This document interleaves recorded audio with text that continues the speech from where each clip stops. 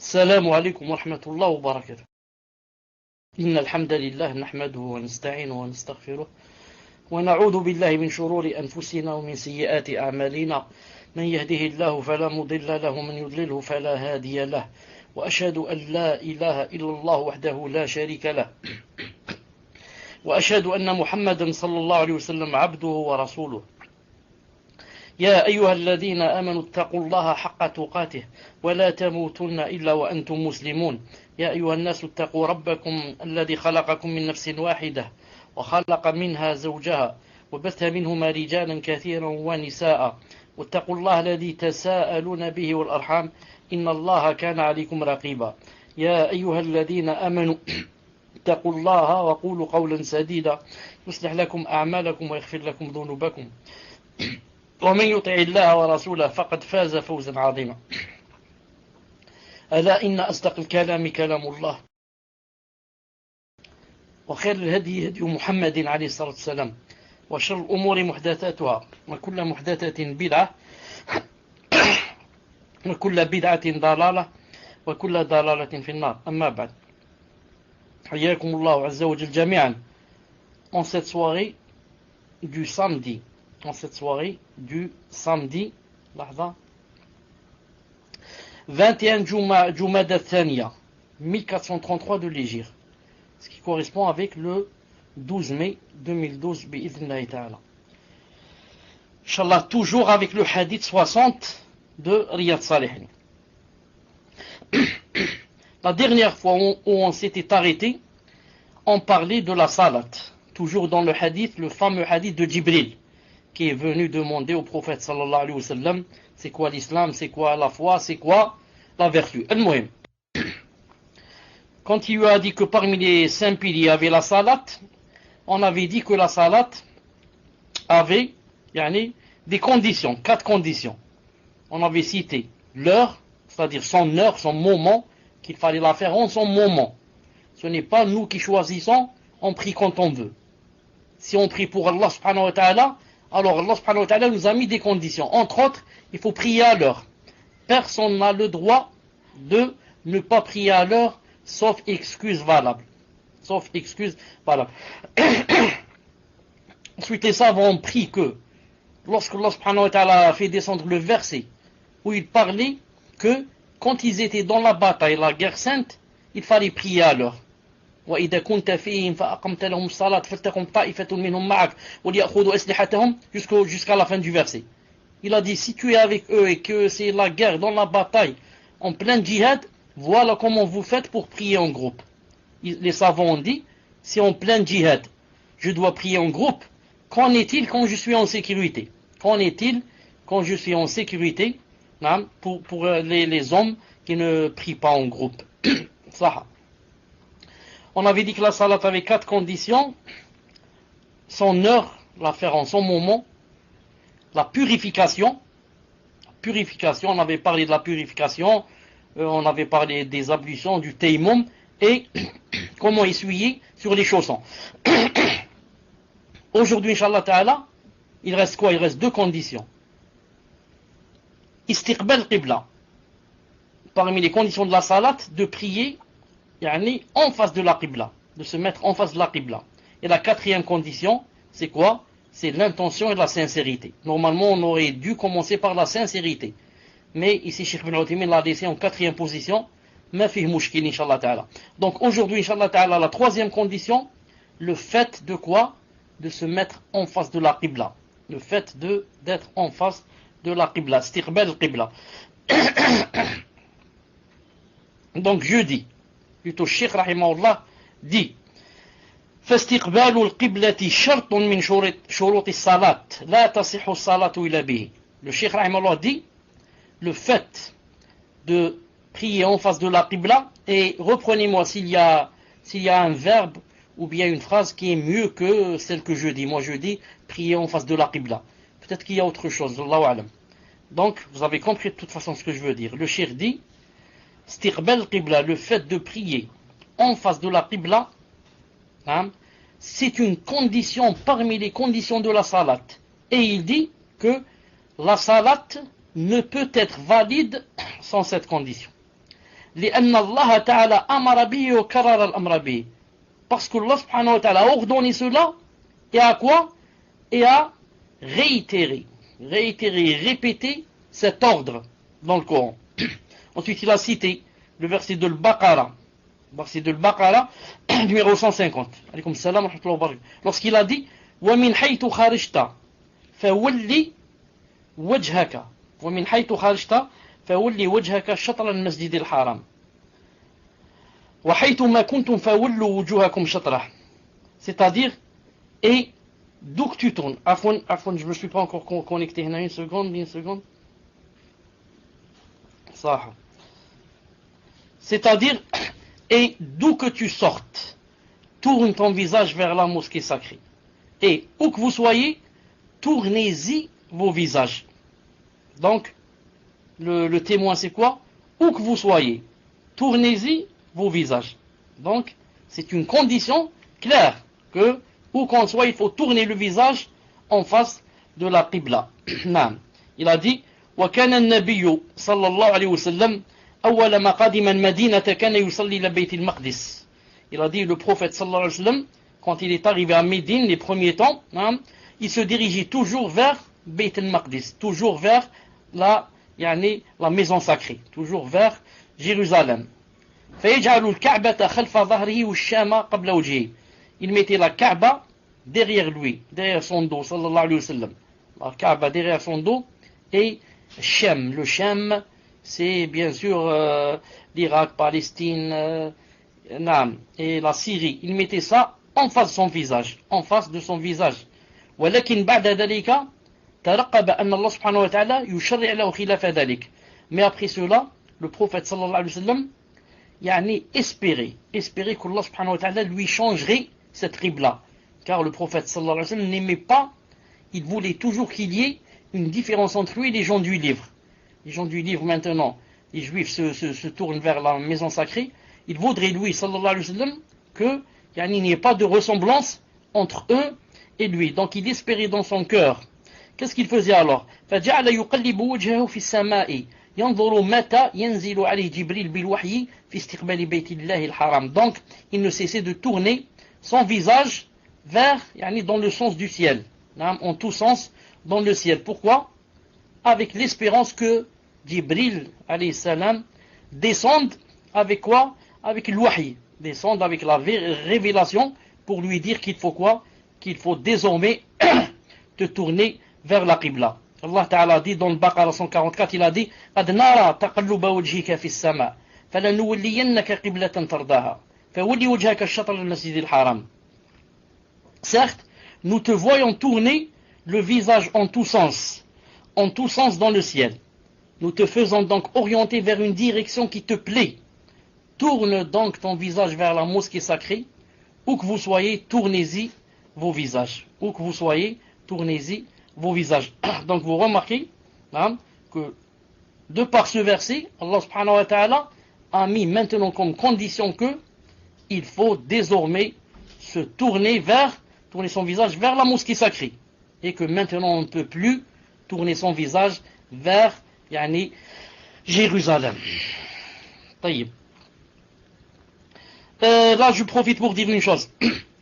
Lorsque Allah Ta'ala a dit, certes nous te voyons tourner le visage en tous sens dans le ciel, le prophète sallallahu alayhi wa sallam, quand il a espéré que Jibril alayhi salam descende avec la révélation pour qu'il se différencie des juifs et tourne son visage vers une autre direction. Qu'est-ce qu'il faisait sallallahu alayhi wa sallam? Qu'est-ce qu'il faisait? Il faisait ce qu'Allah Ta'ala a cité. Nous te voyons tourner le visage en tous sens dans le ciel. On va dire pourquoi le prophète sallallahu alayhi wa sallam tournait son visage en tous sens dans le ciel et ne tournait pas à droite et à gauche, ou bien en face de lui et derrière lui. Pourquoi spécialement en tous sens dans le ciel? Dans le ciel, la phrase dans le ciel. Pour vous dire quoi? Pour vous dire que le prophète sallallahu alayhi wa sallam avait une aqida, masha'Allah, la vraie aqida, la aqida qui dit quoi? Qui atteste que Allah subhanahu wa ta'ala se trouve dans les cieux, au-dessus des cieux. Dans les cieux ici, ça veut dire au-dessus des cieux. Fissama. Donc vous voyez le prophète sallallahu alayhi wa sallam, ne tourner la tête ni à droite ni à gauche, ni en face de lui ni derrière lui, mais ni en bas, mais regardez le ciel, en disant dans son cœur, Ya Allah, faites descendre quelque chose pour que je me différencie des gens des livres. Vous voyez, même par fitra, par prédisposition naturelle, là, quand quelqu'un a un problème ou là, il est par exemple dans l'embarras, il est dans un grand chagrin, un grand malheur, et qu'il voudrait l'aide d'Allah subhanahu wa ta'ala, vous avez remarqué que sans le vouloir, qu'est-ce qu'il fait? Il lève les yeux vers le ciel, ou bien les mains vers le ciel, en faisant des doigts. Et jamais ça s'est vu que il est le plus haut Azza wa Jal. Donc ça c'est disons une lance empoisonnée contre qui? Contre les ahbash et contre les soufis et contre les ash'ari et contre tous ceux qui disent qu'Allah subhanahu wa ta'ala se trouve partout et non pas dans les cieux. Nous on dit Alhamdulillah alladhi hadana li hada wa ma kunna linahtadiya lawla an hadana Allah. Alhamdulillah que Allah ta'ala nous a guidés à ça et on ne serait jamais guidé si Allah ta'ala nous avait pas guidés à ça. Alhamdulillah. فأمره الله عز وجل أن يستقبل المسجد الحرام أي جهته. Le cheikh dit rahimahullah, donc Allah ta'ala lui a ordonné que désormais il doit quoi? Il doit se tourner son visage vers la mosquée sacrée, la mosquée de la Mecque. Il a dit إلا أنه يستثنى من ذلك ثلاث مسائل. Il a dit sauf que il y a exception à cette règle, il y a exception à la condition de se tourner le visage vers la mosquée sacrée. Il y a 3 exceptions, il a dit. 3 cas de figure où ce n'est pas obligé de tourner le visage vers la qibla quand on prie. Donc apprenez bien ça. Premier cas de figure, المسألة الأولى إذا كان عاجزا عن الاستقبال كمريض موجه إلى غير القبلة ولا يستطيع أن يتوجه إلى القبلة فإن استقبال القبلة يسقط عنه في هذه الحال لقوله تعالى فاتقوا الله ما استطعتم. Taghabun 16. Le premier cas de figure où on n'est pas obligé de tourner le visage vers la qibla quand on prie, c'est-à-dire on peut prier sans qibla, c'est si la personne est incapable de le faire. Il a dit comme un malade qui est par exemple à l'hôpital, et le lit à l'hôpital ne se trouve pas en face de la qibla. Vous avez compris? Il ne peut pas dire aux infirmiers, venez, tournez-moi le lit vers la qibla. Si c'était à la maison, plus ou moins à la maison, c'est moi qui commande. Je dis, tournez-moi le lit si je veux prier vers la qibla. Mais par exemple, tu es à l'hôpital, tu ne peux pas. Non. Ou bien, lui, tellement faible, tellement impuissant que sur le lit, il peut pas tourner son visage vers la qibla. Il a dit, celui-là, ce n'est plus une condition pour lui de quoi? De se tourner vers la qibla. Ce n'est plus une condition pour lui de se tourner vers la qibla, car Allah subhanahu wa ta'ala a dit fattaqullah mastata'tum. Car Allah subhanahu wa ta'ala dit dans le Coran, craignez Allah ta'ala d'autant que vous pouvez. Craignez Allah ta'ala donc autant que vous pouvez. Et moi, je ne peux pas plus que cela. C'est tout ce que je peux. Donc ce n'est pas obligé pour moi. Ensuite, il y a un deuxième verset, lorsque Allah subhanahu wa ta'ala a dit La yukallifu Allahu nafsan illa wus'aha. Allah n'impose à aucune âme une charge supérieure à sa capacité. Allah Azza wa Jal n'impose à aucune âme une charge supérieure à sa capacité. Et moi, vous voyez que mon lit n'est pas en face de la qibla. Et je ne peux pas changer le lit. Je suis malade, faible, très faible. Il n'y a personne qui peut me changer le lit. Et le prophète, sallallahu alayhi wa sallam, qu'est-ce qu'il a dit? Si je vous ordonne une chose, faites-la autant que vous pouvez. Faites-la. Ça, c'est le premier cas. Bi'idhnillahi ta'ala. Le deuxième cas de figure où on peut, ce n'est plus obligé de se tourner vers la qibla. إذا كان في شدة الخوف. Il a dit, si la personne est dans une grande peur, كإنسان هارب من عدو, comme une personne qui est en train de fuir d'un quoi? D'un adversaire, par exemple, d'un ennemi. Je suis en train de fuir un ennemi. Et c'est le moment de la prière pour que l'heure ne sorte pas. Et je ne peux pas me tourner vers la Qibla car je dois en même temps surveiller qui? Mon ennemi qui me vient dans le dos. Donc celui-là il prie sans quoi? Sans mettre comme condition qu'il doit se tourner vers la Qibla. Ou bien il a dit Aw haribin min nar, quelqu'un qui s'enfuit d'un feu, un grand feu qui est derrière lui, il s'enfuit, c'est le moment de la salat, il a peur, il ne peut pas se mettre en face de la Qibla. Al-muhim, annahu fi shiddatil khawf. Il a dit al-muhim, il y a une grande peur. Il y a une grande peur, sans dire spécialement quelle est cette grande peur. فهنا يصلي حيث كان وجهه. Il a dit dans ce cas, il prie, sans mettre comme condition qu'il doit se tourner vers la Qibla. Et il a cité le hadith où Allah subhanahu wa ta'ala dit dans le Baqara 239, il a dit فَإِنْ خِفْتُمْ فَرِجَالًا أَوْ رُكْبَانًا فَإِذَا أَمِنْتُمْ فَاذْكُرُوا اللَّهَ كَمَا عَلَّمَكُمْ مَا لَمْ تَكُونُوا تَعْلَمُونَ. Mais si vous craignez un grand danger, alors priez en marchant ou sur vos montures. Puis, quand vous êtes en sécurité, invoquez Allah, c'est-à-dire accomplissez normalement votre prière, votre salat, comme il vous a enseigné ce que vous ne saviez pas. Je dis seulement aux admins, Inch'Allah, à chaque fois que j'affiche un verset, écrivez mon numéro 1 pour que je sois sûr qu'il a été affiché. Donc ici vous remarquez, si vous craignez un grand danger et que vous ne pouvez pas prier vers la Qibla, en face de la Qibla, priez sans la Qibla, n'importe comment, en marchant, en courant sur vos montures, sur vos voitures, sur vos avions. Puis, quand vous êtes en sécurité maintenant, il n'y a plus de peur, il faut accomplir normalement la prière. Qu'est-ce que ça veut dire normalement? C'est-à-dire en mettant comme condition que tu dois tourner vers la Qibla. Une seconde ici, je cherche un verset. Une seconde.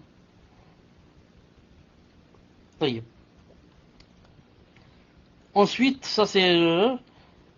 il a dit le cheikh. فَإِنَّ قَوْلَهُ فَإِنْ خِفْتُمْ عَامٌ يَشْمَلُ أَيْ خَوْفٍ. Le cheikh dit, lorsque Allah subhanahu wa ta'ala dit, si vous avez peur et si vous craignez, il a dit, toute crainte rentre dans la crainte. C'est une crainte globale, il n'a pas spécifié n'importe quelle crainte. Il a dit n'importe quelle crainte, ça va rentrer. Donc ça c'est le deuxième cas de figure. Troisième cas de figure, le troisième cas de figure dans lequel on peut prier sans se mettre en face de la Qibla. Il a dit fi nafila fi safar. Si c'est une prière surérogatoire et que quoi? Et qu'on est en voyage, fi safar. سواء كان على طائرة, soit par exemple que la personne soit dans un avion, ou على سيارة, ou bien dans une voiture, ou على بعير, ou bien sur une monture, un cheval, un chameau. فإنه يصلي حيث كان وجهه في صلاة النفل. Il a dit dans ce cas il prie sans chercher où est la Qibla, sans chercher où est la Qibla. Il a dit mitlu al-witr, comme la salat du witr si on est en voyage, wa salatul layl, la prière de la nuit si on est en voyage, wa al-duha, salat al-duha si on est en voyage. Donc ça c'est quoi? C'est le troisième cas de figure. J'ajoute ici juste une petite chose. Donc vous avez remarqué que la nafila en voyage, on peut la prier sans quoi? Sans même descendre de la monture, sans même descendre de la voiture, sans chercher la Qibla ni rien. Malgré cela, le cheikh n'a pas noté, rahimahullah, les savants disent, mais c'est mieux s'il faisait, comme faisait le prophète sallallahu alayhi wa sallam, quand c'est salat l'huître, parce que salat l'huître, c'est plus recommandé par exemple que les autres nafila. C'est donc qu'il fasse quoi? S'il sait où est la Qibla, il tourne son visage vers la Qibla, dit Allahu Akbar, et ensuite continue sa salat vers n'importe quelle direction. Comme ça faisait des fois le prophète sallallahu alayhi wa sallam quand il était sur une monture, c'était salat al-witr par exemple, il se tourne vers la Qibla, il tourne seulement le visage vers la Qibla, il dit Allahu Akbar, et il continue ensuite à prier dans l'autre sens qui n'est pas dans la Qibla.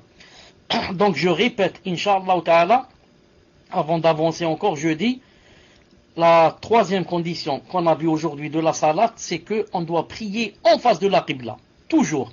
Et que si quelqu'un ne prie pas en face de la Qibla, sa salat est nulle. On a dit, sauf dans trois cas de figure. Premier cas de figure, s'il est incapable.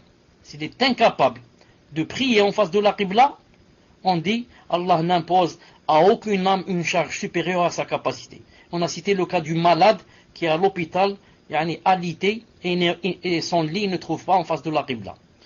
Deuxième cas de figure, s'il y a une grande peur, une grande crainte, un grand danger, et qu'il ne peut pas prier en face de la Qibla.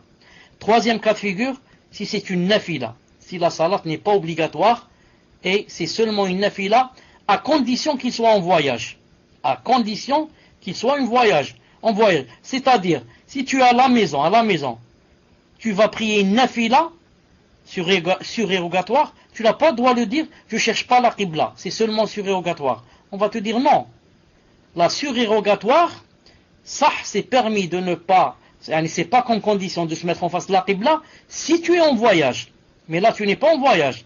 Si on était en voyage, ma'alish, en cours de route. En cours de route, voilà ce que ça veut dire en voyage. Quand je suis en cours de route, je suis dans la voiture, je suis dans le car, je suis dans l'avion, je suis dans le métro, je prie sans chercher la Qibla. Pourquoi? Car c'est nafila, c'est tout, et je suis en voyage. Taïb.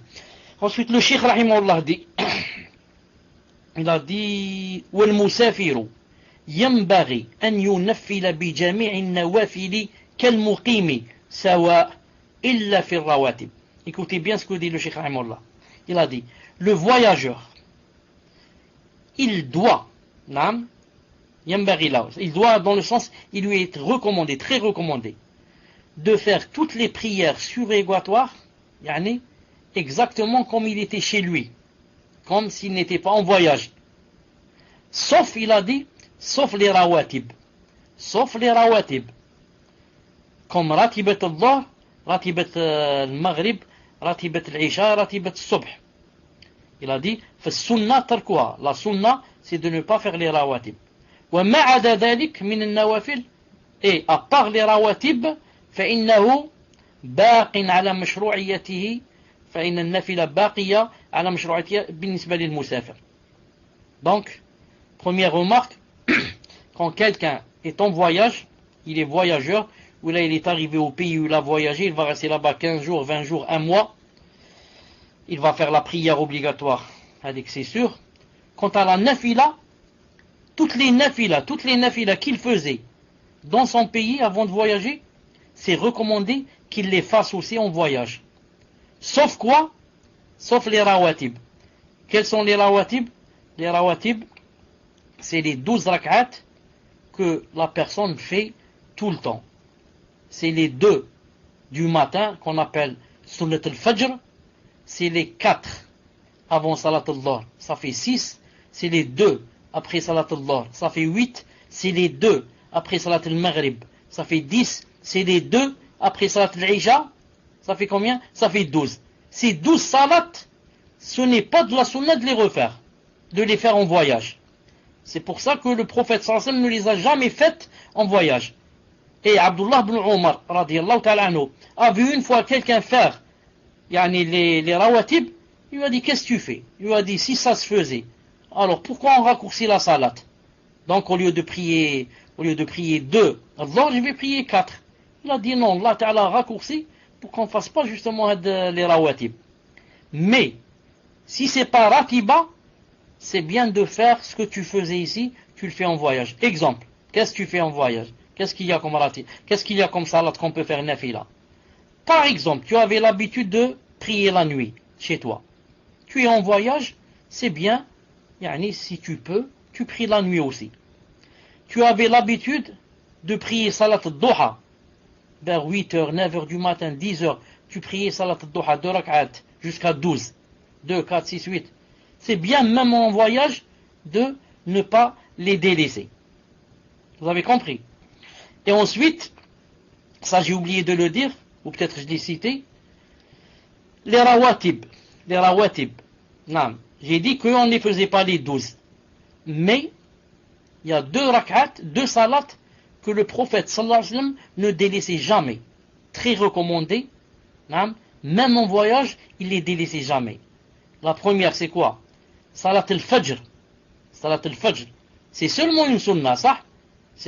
Mais jamais le prophète sallallahu alayhi wa sallam ne l'a délaissé, que ce soit en voyage ou que ce soit pas en voyage. Et Salat al-Witr. Salat al-Witr. Jamais le prophète sallallahu alayhi wa sallam n'a délaissé Salat al-Witr, qu'il soit en voyage ou bien qu'il soit chez lui. Ça.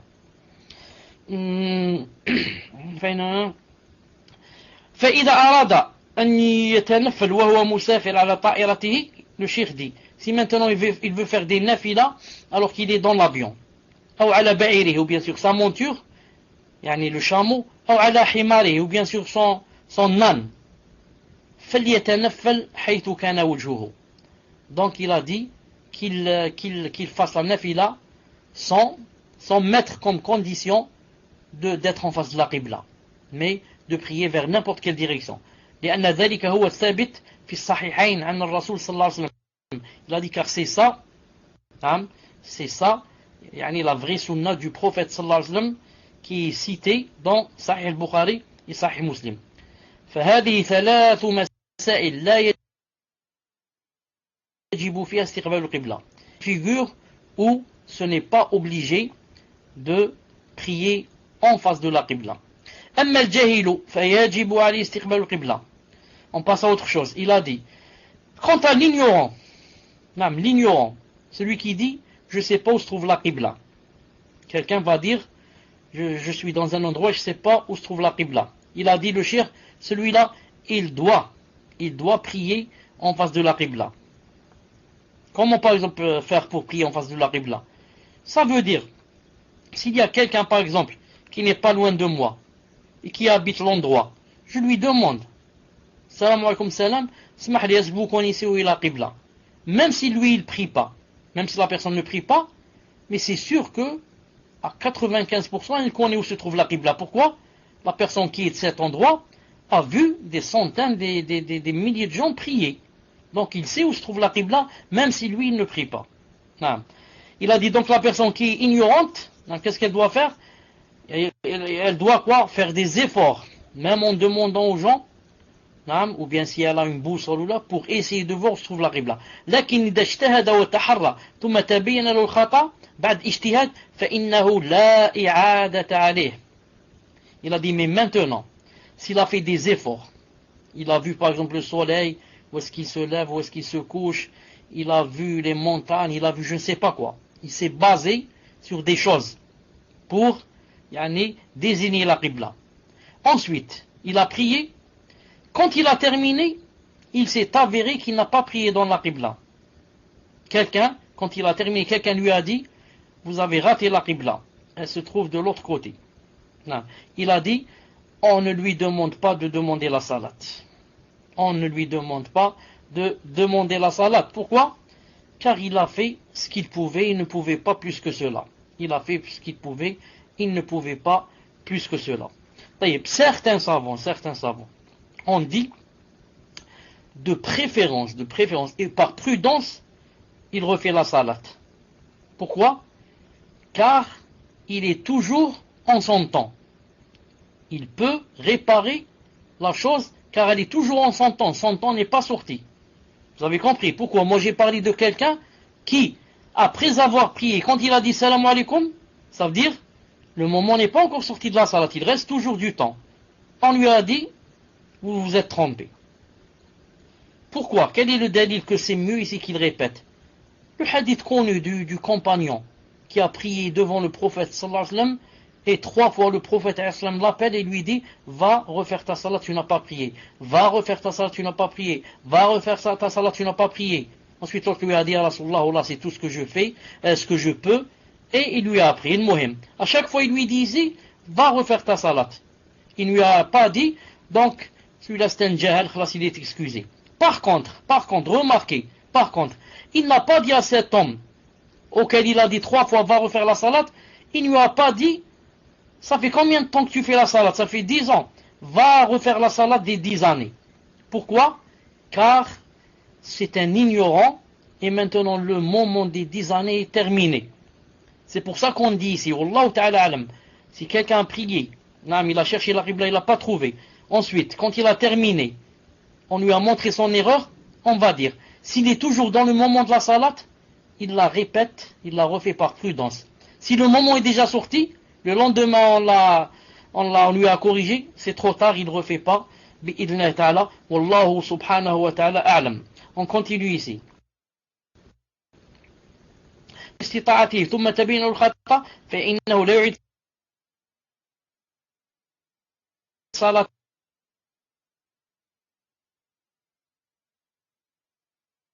صلاته. La direction de la qibla. Trompe, après avoir prié, il a dit il ne refait pas la salat. Il a dit il ne refait pas la salat. ودليل ذلك, il a dit la preuve, دليل ذلك أن الصحابة الذين لم يعلموا بتحويل القبلة إلى الكعبة كانوا يصلون ذات يوم صلاة الفجر في مسجد قباء. Il a dit la preuve, il a dit je vais donner la preuve que quelqu'un, s'il fait des efforts pour désigner la qibla, ensuite il la désigne, ensuite il prie, ensuite il trouve qu'il a prié faux, il ne refait pas. Il a dit les compagnons, radiyallahu ta'ala anhum, priaient avec le prophète sallallahu alayhi wa sallam une fois à salat al-fajr du matin dans la mosquée de Quba, la mosquée de Quba, à Médine. Il a dit فَجَاءَهُمْ رَجُلٌ فَقَالَ. Alors qu'ils étaient dans la salat, un homme est venu. Qu'est-ce qu'il a dit? Il a dit, il n'y avait pas avec le prophète alayhi salam. Il a dit, إِنَّ النَّبِيَّ صلى الله عليه وسلم أُنزِلَ عليه قرآن وأمر أن يستقبل الكعبة فاستقبلوها. Il a dit, parce qu'il n'y avait pas avec eux le prophète sallallahu alayhi wa sallam. Je retire ça, il n'était pas avec eux. Il leur a dit, ô vous les gens qui êtes en train de prier, salat subh, il leur a dit, le prophète sallallahu alayhi wa sallam vient d'avoir une révélation. Allah Ta'ala lui a ordonné de se diriger vers la mosquée sacrée de la Mecque. Alors que ici, ces gens-là étaient en train de se diriger, c'était les premiers temps, ils étaient dirigés vers la mosquée de Jérusalem, de Palestine.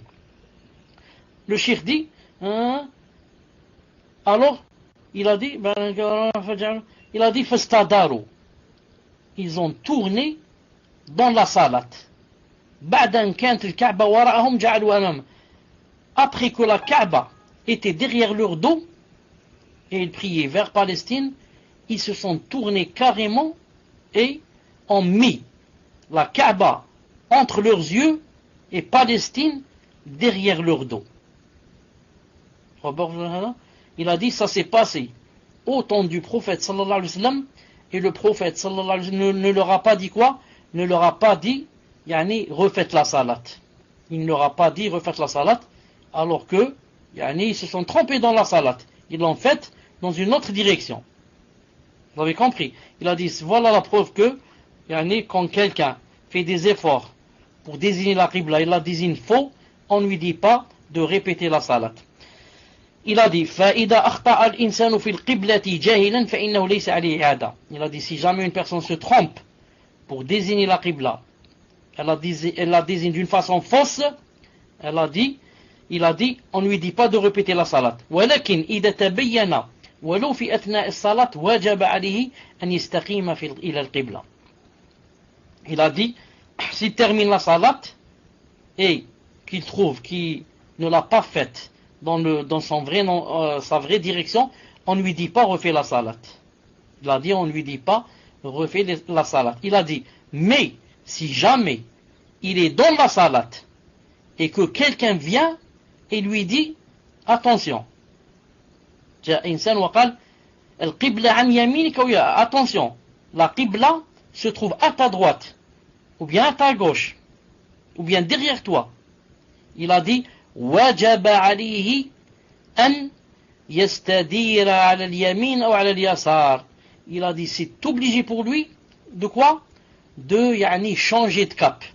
Changer de cap. Tu es dans la salat, dans une mosquée. Ensuite quelqu'un vient derrière toi, il te dit attention, la qibla c'est à droite. Tu dois d'une façon obligatoire te tourner à droite. S'il te dit la qibla est derrière toi, tu dois obligatoirement changer, tourner et pour te mettre en face de la Qibla. En face de la Qibla. Tu n'es pas excusé, tu dis, ah, moi, la Ghalb, je croyais que c'était par là, donc je termine. Non. Dans la salat, si on te dit, attention, la Qibla n'est pas de ce côté ou pas de ce côté, tu dois, Inch'Allah Ta'ala, tourner vers la vraie direction et continuer la salat. Ne pas refaire les rak'at que tu as fait dans l'autre direction avant qu'on te corrige, Et ça se passe beaucoup dans les mosquées. Surtout dans les musallas. Les petits musallas, quand quelqu'un rentre dans un musalla, un petit musalla, et il n'y a pas une flèche, ni c'est écrit Qibla, ni un petit truc qui montre où est la direction du Qibla. Des fois c'est difficile. On ne sait pas où se trouve la Qibla. Des fois on ne peut même pas prier jusqu'à ce qu'on attende quelqu'un pour lui demander où se trouve la Qibla. C'est un carré, nous sommes dans un carré, et il n'y a aucune preuve que la Qibla est de ce côté ou de ce côté. Des fois c'est vraiment difficile. Donc si on voit quelqu'un prier, il n'est pas dans la Qibla, qu'est-ce qu'on fait? On fait l'une des deux choses. Ou bien on va derrière lui, on le prend par les épaules et on le tourne vers la Qibla. Ou bien, ce qui serait mieux, c'est quoi? C'est de lui parler. Car en le prenant par les épaules, peut-être qu'il va s'énerver, ou bien va avoir peur, ou bien va pas accepter. Mais parler, ça, il peut rien me faire. J'ai parlé, c'est tout. Je m'approche de lui, je lui dis, Barakallahu fik, tourne à droite, la Qibla, tu n'es pas dans la Qibla. Barakallahu fik, la Qibla est à gauche. Et comme ça. Si maintenant il veut prendre de ce que j'ai dit, Alhamdulillah, devant Allah Ta'ala, j'ai fait mon devoir. S'il veut pas, il dit, qui c'est celui-là? Il m'apprend la religion. Et il reste comme ça dans le faux, il aura des péchés pour ne pas avoir pris, sauf si bien sûr, si dans son cœur, il s'est dit que celui-là c'est un jahal et il veut me tromper dans ma salat. Bien c'est un ennemi ou pas, il n'a pas pris de ce que tu as montré, de tes nasaih. Ça c'est plus ou moins il est excusé. طيب. Il a dit وهنا مسألة. Attendez avant cela. Il a dit نعم وهنا مسألة. Ici, il a dit ici, il y a une petite chose que je vais montrer. نعم. Il a dit يجب على من نزل على شخص ضيفا وأراد أن يتنفل أن يسأل صاحب البيت عن القبلة. Il a dit c'est obligé, يجب. Si jamais quelqu'un a été invité chez quelqu'un, il descend chez quelqu'un comme hôte, comme invité, et qu'il veut prier dans la chambre, il a dit c'est obligé qu'il demande au propriétaire de la maison, à celui qui l'a invité, qu'il lui demande où se trouve la Qibla. C'est obligé, il a dit. فَإِذَا أَخْبَرَهُ اتَّجَهَ إِلَيْهَا. S'il lui montre où est la Qibla, il va prier en face de la Qibla. Il a dit comme ça.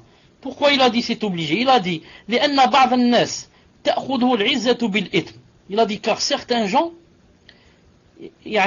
sont enflés d'orgueil. Il dit comment? Moi je vais demander où se trouve la Qibla. Qu'est-ce qu'il va penser de moi? Il va dire celui-là c'est un jahal, c'est un ignorant, il ne connaît même pas la Qibla. Vous avez compris? Ou bien يمنعه الحياء. Ou bien il a dit il est tellement pudique, c'est quelqu'un, disons, timide, quelqu'un vraiment timide que, il ne demande pas où est la Qibla. Et ici, le Cheikh Rahimahullah a dit, cette timidité n'est pas, dans son endroit exact. C'est une fausse timidité. La timidité, ou la honte, qui ne te permet pas d'apprendre ta religion et de faire des choses, des adorations fausses, c'est pas une timidité qu'Allah Ta'ala aime. Non. طيب. Il a dit فبعض الناس يستحي من السؤال حتى لا يقول الناس لا يعرف. Il a dit certains gens ont honte de poser des questions car ils ont peur que les gens disent de lui c'est un ignorant. Vous avez compris?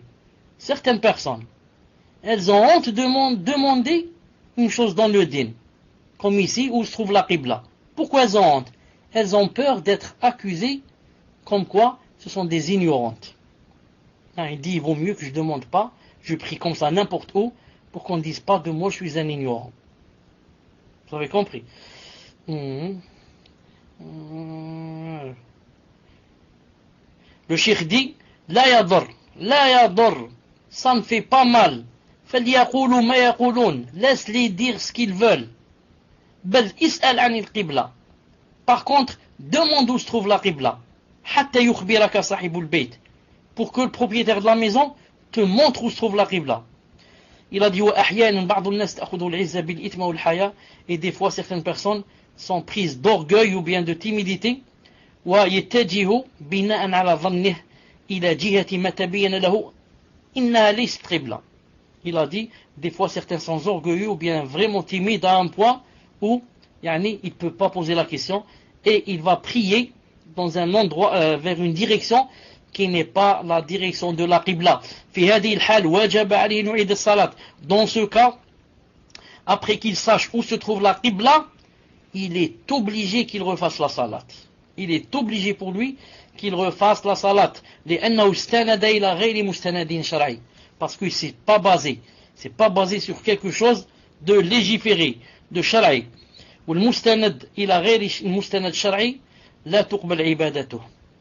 Et celui qui se base sur quelque chose qui n'est pas shara'i, qui n'est pas légiféré, son adoration n'est pas acceptée. Car le prophète sallallahu alayhi wa sallam a dit, il a dit sallallahu alayhi wa sallam, Man amila amalan laysa alayhi amruna fahuwa radd. Quiconque fait une chose, c'est-à-dire une chose dans le din, qui n'est pas basé sur notre ordre, il a dit fawarad, c'est quelque chose qui n'est pas accepté, c'est quelque chose de rejeté, Quand on fait, pourquoi? La base dans la religion, c'est l'interdiction. La base dans les adorations, c'est quoi? C'est l'interdiction. Toute adoration est interdite jusqu'à ce que tu prouves que cette adoration a une preuve dans le Coran ou bien dans la Sunna. Sinon, toute adoration est interdite bi'idhnillahi ta'ala. La quatrième condition de la salat et la dernière, c'est quoi? C'est l'intention. On veut dire par intention ici la sincérité. Car le prophète sallallahu alayhi wa sallam a dit innamal a'malu binniyat wa innama likulli imri'in ma nawa. Il a dit les intentions, les actions ne valent que par les intentions. Et chaque personne a ce qu'elle a eu dans son intention. Chaque personne a, comme œuvre, a comme récompense, d'après quoi? D'après ses intentions. Donc il n'y a d'action que d'après les intentions. وقد دلت الآية الكريمة على اعتبار نية في العبادات.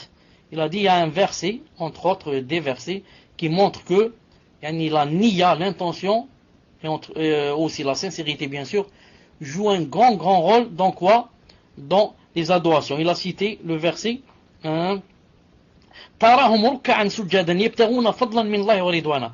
الفتح numéro 29. Sourate al-Fath numéro 29. Tu les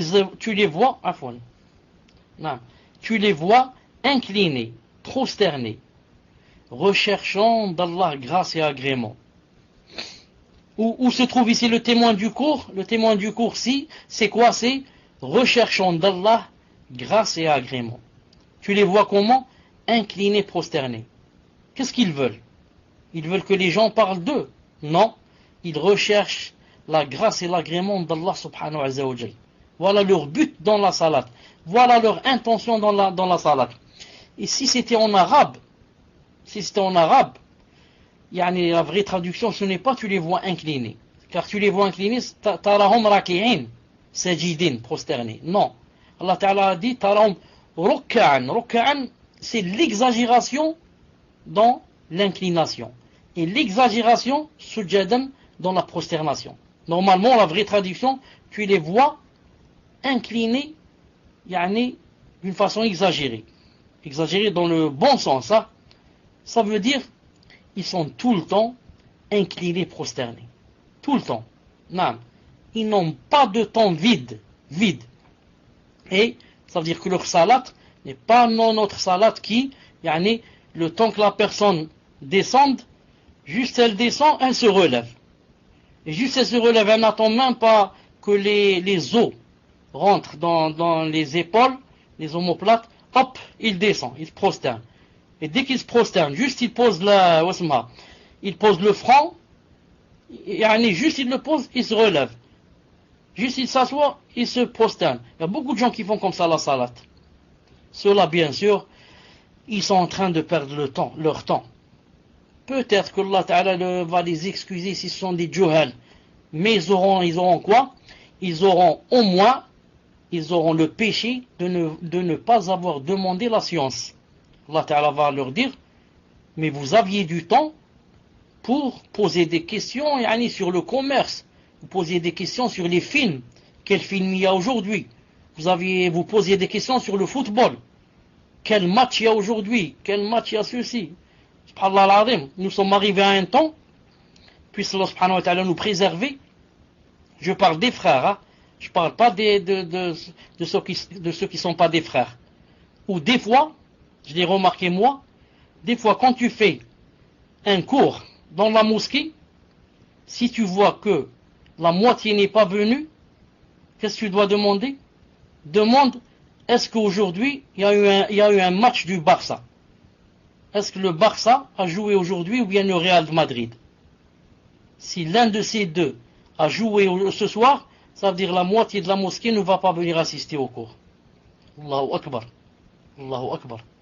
Alors s'ils jouent les deux, le Barça avec le Real, il y a 10 qui vont venir dans la mosquée. Allahu Akbar. Des frères, hein, avec le qamis et la barbe et le siwak et talibouin. C'est comme ça, de nos jours, je parle d'Algérie, chez vous je ne sais pas. C'est comme ça maintenant, s'il y a le Barça ou il y a le Real, n'assistent alors au cours que vraiment ceux que Allah subhanahu wa ta'ala a choisi à préserver. Et je pense, wallahu ta'ala alam, qu'il y a même maintenant des femmes, des sœurs peut-être, des sœurs qui ne ratent pas peut-être des matchs pareils. Je dis, moi je suis en train de parler, de le rater surtout, quand c'est au détriment d'un cours. Je ne parle pas de celui qui voit ça, s'il n'a rien à voir, s'il n'a rien à faire, ni cours, ni rien. Celui-là, c'est entre lui et sa conscience. Mais je parle de ceux qui, il y a un cours, ils le délaissent pour aller voir un match. Un match comme celui-là. On continue. Toujours dans la niya, l'intention. Allah Ta'ala dit dans Sourate An-Nisa, verset numéro 100. قال ومن يخرج من بيته إلى الله ورسوله ثم يدركه الموت فقد وقع أجره على الله. Et quiconque sort de sa maison, émigrant vers Allah et son messager, et que la mort atteint, sa récompense incombe à Allah Azza wa Jal. Allahu Akbar. Quiconque sort de sa maison, émigrant vers Allah et son messager, et que il meurt en cours de route, khlas, sa récompense, Inch'Allah Ta'ala, incombe à Allah. Elle est déjà prête, bi'idhnillahi Ta'ala. Naam. Il n'y a aucun doute en cela que la récompense d'Allah subhanahu wa ta'ala l'atteindra. Certains savants ont dit que, émigrant vers Allah et son messager, il a dit ça rentre dans ce verset, celui qui sort de la maison pour aller à la mosquée. Ça rentre celui qui sort de la maison pour aller rendre visite à son frère fillah, pour aller rendre visite à sa sœur fillah, pour aller rendre visite à un malade fissabillah, pour aller enseigner aux gens le din, pour aller réparer entre deux personnes qui ne parlent pas. Il veut faire ça pour Allah. Tout cela, s'il sort de la maison avec cette intention, et que jamais il y a un accident dans la rue, dans la route, il meurt par exemple, il meurt dans un accident, ou bien il lui arrive quelque chose, alors sa récompense incombe à Allah subhanahu wa ta'ala. Sa récompense, inshallah ta'ala, khlas, il l'a et elle est en train de l'attendre, bi'idhnillahi ta'ala. Le cheikh dit, فالنية, l'intention shart, min sharti sihat salat. L'intention, c'est une condition de la validité de la salat. La tasihu salat illa biha. Il n'y a pas de salat valide sans intention. وهي في الحقيقة ليست بالأمر الصعب. Et en vérité, le cheikh dit, l'intention, ce n'est pas une chose difficile. كل إنسان عاقل مختار يفعل فعلا فإنه قد نواه. Toute personne qui raisonne qui est yani, libre, qui n'est pas dans la contrainte. Non. Toute personne qui raisonne, qui n'est pas dans la contrainte, quand elle fait quelque chose, elle le fait tout le temps avec intention. فلا يحتاج إلى تعب. Ça n'a pas besoin de يعني de fatigue. ولا على نطق. Il n'a même pas besoin de dire ça avec يعني sa bouche. نعم, avec sa langue. C'est pas la peine qu'il dise ça. محلها القلب, l'intention, sa place c'est le cœur, le cœur. لأن النبي صلى الله عليه وسلم n'a jamais يعني extériorisé sa niya. Sa niya c'était toujours dans le cœur. Jamais il a dit, avant de dire Allahu Akbar pour Salat al-Dhuhr, il a dit comme ça, yani en se faisant entendre ou bien en faisant entendre les gens, j'ai l'intention de faire Salat al-Dhuhr. Jamais. Wala amara ummatahu bid-natqi biha. Et encore moins, il n'a jamais ordonné à sa nation de dire la niya. De dire la niya. ولا فعلها أحد من أصحابه فأقره على ذلك. Et jamais un des compagnons n'a fait ça. Et le prophète sallallahu alayhi wa sallam ne lui a quoi? N'a accepté de lui, n'a consenti. Il a dit ça, c'est vrai ce que tu as fait. Il a dit ça s'est jamais passé. فالنطق بها بدعة.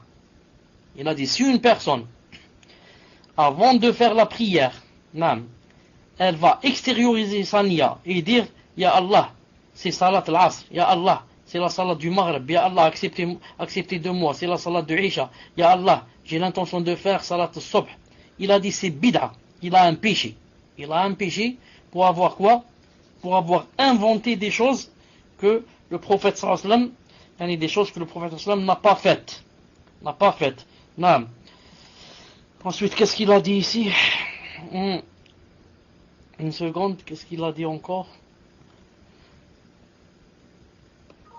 طيب, il a dit هذا هو القول الراجح. Il a dit c'est ça يعني l'avis le plus vrai, rajih, le plus sûr, le plus valide, que si tu extériorises la niya, tu parles de ta niya, tu dis Ya Allah, j'ai l'intention de faire telle et telle salat, tu as fait bid'a, لأنك كأنما تشاهد الرسول عليه الصلاة والسلام وأصحابه يصلون ليس فيهم أحد نطق قال اللهم.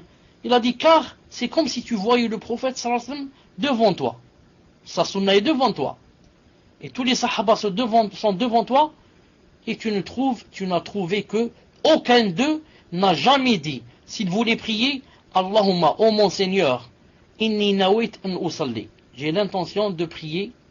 Il a dit jamais, ça n'existe pas dans les livres.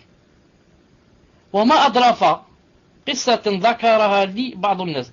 Il a dit, et il y a une histoire que certains gens m'ont raconté, il a dit, Ali rahmatullah, il a dit une personne, qu'Allah Ta'ala lui donne sa miséricorde, m'a raconté, أن شخصا في المسجد, qu'une personne dans la mosquée sacrée à la Mecque, le Masjid al-Haram, قديما, autrefois, أراد أن يصلي, une personne a voulu prier, فأقيمت صلاة, après qu'il y a eu la iqama, donc les gens se sont mis debout, on attend maintenant l'imam qu'il dise Allahu Akbar pour que nous on dise Allahu Akbar. Il a dit, alors une personne a dit Allahumma inni nawait, ô mon Seigneur, j'ai l'intention, nawait, en usalli, j'ai l'intention de prier al-Dhuhr, la prière du Dhuhr, 4 rak'at, 4 rak'at, lillahi ta'ala, pour Allah Azza wa Jal, khalfa imam masjid, derrière l'imam de la mosquée sacrée. Ya Allah, j'ai l'intention de prier 4 rak'at, salat al-Dhuhr, 4 rak'at, derrière l'imam de la mosquée de salat, de la mosquée de l'Haram. Alors, ça c'est avant de dire Allahu Akbar. Il a dit, lorsqu'il a voulu lever les mains pour dire Allahu Akbar, قال له رجل بجواره. Alors quelqu'un qui était derrière lui a dit, Isbir, baqiya alik, attends, dis pas Allahu Akbar, il te reste des choses. L'autre lui a dit, mal baqi, qu'est-ce qu'il me reste? Il lui a dit, qul, dis, fil yawm al-fulani, dans tel jour, tu as dit Allah accepté de moi 4 rak'at salat al-Dhuhr, derrière l'imam dans la mosquée, telle mosquée, dit encore de tel jour, le jour du lundi, et dit la date du 17 Rabi' Thani, de l'année, du mois et de l'année. Dit aussi l'année, il a dit il a dit l'homme s'est étonné. Le cheikh dit vraiment, ça étonne, justement, vraiment ça étonne. Naam. Yani, il a dit, هل أنت تعلم هل أنت تعلم الله عز وجل بما تريد. Tu veux apprendre à Allah subhanahu wa ta'ala, yani, ce qu'il ne sait pas.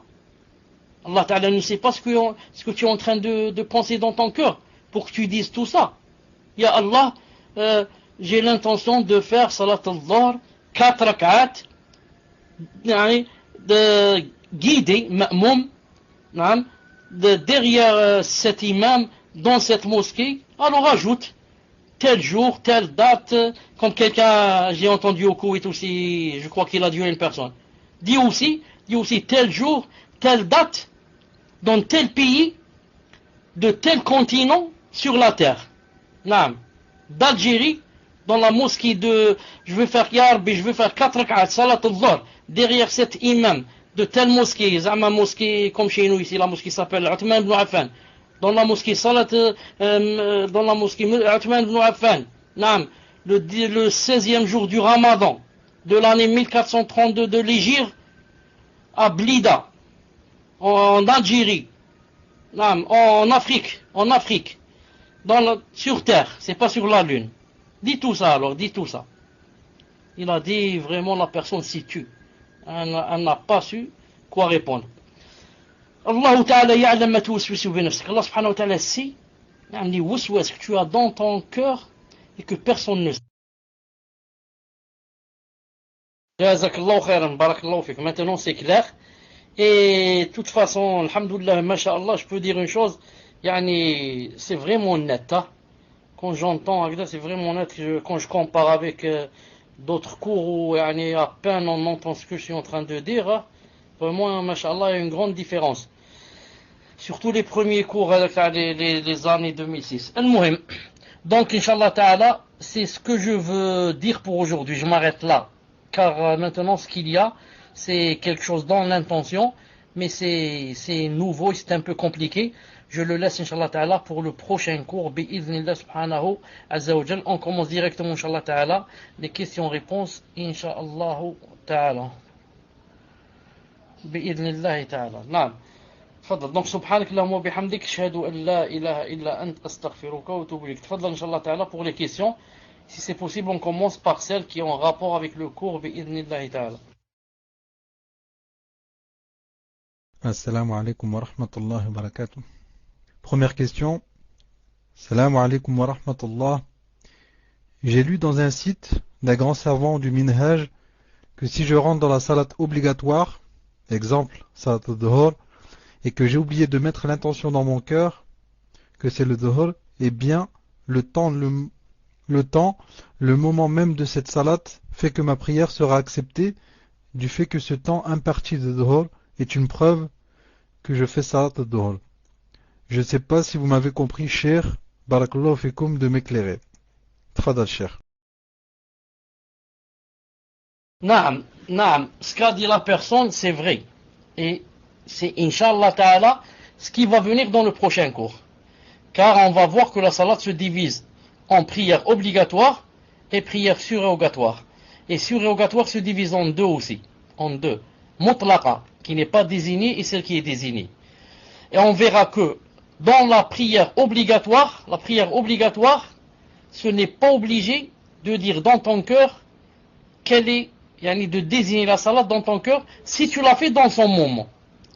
Car le fait que je la fasse maintenant, si c'est en son moment, ça veut dire que je veux faire salat al-dhuhr. C'est impossible que je fasse asr pendant salat al-dhuhr. C'est impossible que je fasse isha pendant salat al-dhuhr. Donc le fait que je la fasse en son moment, ça veut dire que je la veux elle. Ce n'est pas comme la salat que je rattrape. Si je vais rattraper une salat, par exemple, qui n'est pas en son moment, par exemple, maintenant c'est salat al-isha, je vais rattraper salat al-asr. Dans ce cas, dans mon cœur, je dois dire que c'est salat al-asr. Pour montrer que c'était une salat de rattrapage. Ça, on le verra, Inch'Allah Ta'ala, dans le prochain cours. Et la même chose pour la salat nafila. Si c'est une nafila qui n'est pas désignée, une nafila en général, je me lève et je dis dans mon cœur, par exemple, que je veux faire seulement nafila. C'est pas la peine de dire quelle salat. Allahu Akbar et je prie. Mais si je veux désigner, si c'est désigné comme quoi deux avant d'or, comme quoi salat duha, comme quoi fajr, dans ce cas, on verra que tu dois dire quelle est la prière dans ton cœur, Inch'Allah Ta'ala. Khalia, Inch'Allah, ça viendra dans le prochain cours, mais je dis à la personne, c'est exactement comme tu as compris, Inch'Allah Ta'ala. Tfaddal. Question suivante. Assalamu alaikum wa rahmatullahi wa barakatuh, cher. Quand c'est le moment de salat, je formule dans ma tête mon intention sans la dire en parlant. En me disant je vais faire salat al-asr par exemple. Mon mari m'a dit que c'est une innovation de formuler l'intention, qu'elle soit orale ou dans sa tête, et qu'il fallait simplement avoir la niya de faire l'acte sans formuler de phrase, même dans sa tête. Pouvez-vous m'éclairer, cher? Barakallahu fikum wa jazakumullahu khayran. Tfadal, cher. Comme salam. Ça aussi, c'est la même chose que ce que je viens de dire. Si c'est une salat obligatoire et qu'on va faire dans le moment, son moment, c'est pas la peine de formuler ni avec la voix ni dans son cœur. Mais si c'est une salat qu'on rattrape, ou bien une nafila désignée, comme doha, comme par exemple fajr, comme istikhara, comme le Cheikh Rahimahullah bin Uthaymin dit, dans ce cas, tu dois dire dans ton cœur. Pas avec la langue, mais dans ton cœur, tu désignes quelle est la salat. Donc ce n'est pas une innovation. Cheikh bin Uthaymin Rahimahullah dit, tu dois la désigner dans ton cœur. Si c'est une salat de rattrapage, ou si c'est une nafila désignée. On verra ça, Inch'Allah Ta'ala, dans le prochain cours. Bi'idhnillah Ta'ala. Tfaddal. Donc, je profite pour dire que la personne, Inch'Allah Ta'ala, dise à son mari qu'il ne faut pas se précipiter pour dire bid'a. Il ne faut pas se hâter, sinon tu vas dire que Cheikh bin Uthaymin fait des bid'a. Tfaddal. Question suivante. Assalamu alaikum wa rahmatullahi wa barakatuh. Une fois, alors que j'avais une gastro-entérite, j'avais beaucoup de fièvre et je ne pouvais pas bouger sans que cela me provoque de violents frissons et vomissements. À l'heure de la Isha, je n'avais pas mon wudu et je n'ai pas pu me lever pour les faire et n'ai pas demandé à ma mère de m'aider car je venais de me convertir et je n'ai pas osé lui demander de m'aider car les relations afin étaient un peu tendues entre nous. J'ai donc fait ma prière dans mon lit, semi-assise avec tayammum, fait sur le mur qui était du papier peint, en tournant mon torse vers la qibla du mieux que j'ai pu, mais mes jambes n'étaient pas dans la bonne direction, et je n'ai même pas pu aller chercher mon djilbab pour me couvrir tellement j'étais en mauvais état. J'ai donc prié avec mon gilet et mis la capuche qu'il y avait. On voyait donc la forme de mes épaules et peut-être de ma poitrine. Je n'ai jamais rattrapé ma prière. Dois-je le faire? Barakallahu fikum wa jazakumullahu khayran. Tfadal, Cheikh. Naam, Inch'Allah Ta'ala, cette prière doit être rattrapée pour deux raisons. La première, on ne peut pas faire le tayammum alors qu'on peut faire le wudu. Si on a délaissé le wudu à cause de, comme j'ai dit tout à l'heure, la honte, la pudeur, la timidité, tout ça n'est pas une cause devant Allah subhanahu azza wa jal. Et la deuxième cause, la plus importante, vous avez remarqué ce qu'a dit la sœur, elle a dit qu'elle a fait le tayammum sur le papier peint. Les savants sont unanimes à dire que celui qui fait le tayammum sur le papier peint, que son tayammum est nul. Et par conséquent, sa salat est nulle. Jamais, jamais, jamais, le tayammum n'est accepté s'il est fait sur le papier peint ou bien sur le bois par exemple. On fait le tayammum sur le mur. Si le mur, c'est de la faïence, carrelage, briques, ciment, mais pas, jamais, jamais papier peint. Papier peint, c'est le papier. Donc, elle refait, Inch'Allah Ta'ala, cette salat comme rattrapage, bi'idhnillah Ta'ala, et elle est excusée pour son ignorance. Tfaddal. Question suivante. Salam alaikum wa rahmatullahi wa barakatuh. Cheikh Hana, j'ai entendu dans le cours qu'en voyage, il est préférable de continuer les rawatib. Ai-je bien compris? Je pensais qu'au contraire, en voyage, on peut les délaisser, car le prophète sallallahu alayhi wa sallam les délaissés. Barakallahu fikum, c'est sûrement que j'ai mal compris. Pouvez-vous m'éclairer? Ahsanallahu ilaykum, je vous aime en Allah, cher, et demande à Allah de vous ressusciter parmi les gens du Firdaus. Tfaddal, cher. Amin wa barakallahu fik. Et si tu es un frère, puisse Allah subhanahu wa ta'ala t'aimer en lui comme en lui. Si c'est une sœur, puisse Allah subhanahu wa ta'ala t'aimer en lui comme tu m'as aimé en lui. Je demande la question à Fawzi du 30. Fawzi, puisque tu étais présent, Inch'Allah ta'ala, dis-moi, est-ce que tu as entendu, pour savoir, car la personne, si elle a entendu ça, c'est qu'elle a entendu vraiment quelque chose de grave, car elle a entendu vraiment le contraire. Dis-moi, est-ce que tu as entendu, d'après toi, que j'ai dit que c'est mieux dans le voyage de faire les rawatib ou bien de les délaisser? Dis-moi franchement ce que tu as entendu, barakallahu fik. Prends le micro. Salam alaikum, cher. Allahu alam, si j'avais bien compris, c'était de ne pas les délaisser. De pas les laisser, de pas les faire. D'accord, barakallahu fik. Donc, je reprends, je redis, il faut voir aussi, Wasmo, Mohamed et Riyad, il faut voir ce qu'il y a dans la cassette. Il est possible maintenant que moi j'ai été distrait, que j'ai sauté un mot, ou alors la cassette a sauté, Allahu alam. Donc je dis, je répète 2, 3, 5, 10 fois, car c'est très important. Je dis, je redis, quand on est en voyage, le mieux c'est de ne pas faire les rawatib. Quand on est en voyage, le mieux c'est de délaisser les rawatib. Quand on est en voyage, le mieux c'est de s'éloigner des rawatib. Quand on est en voyage, le mieux c'est d'oublier les rawatib, on ne les fait pas. Les rawatib veut dire ici les 12 rak'at. Par contre, j'ai dit que c'est bien quand on est en voyage de faire les autres salats comme Doha, comme la prière de la nuit, et aussi comme certaines salats très recommandées dans salat al-fajr et la salat du witr. Ces deux-là, on ne les abandonne jamais, qu'on soit en voyage ou pas en voyage. Inch'Allah ta'ala que c'est clair, sinon Inch'Allah ta'ala, je répète car c'est très important. Et même d'ailleurs, je n'ai pas confiance, je répète, je dis, quand on est en voyage, la sunna, c'est de ne pas faire les rawatib, les 12 rak'at. Par contre, on fait seulement les nafila, comme salat al-duha, la prière de la nuit et les autres nafila, qu'on a l'habitude de faire. Mais, par contre, on doit faire salat al-fajr et salat al-witr. C'est tout, parmi les rawatib, salat al-fajr et salat al-witr. Sinon, les 12, on ne les fait pas quand on est en voyage.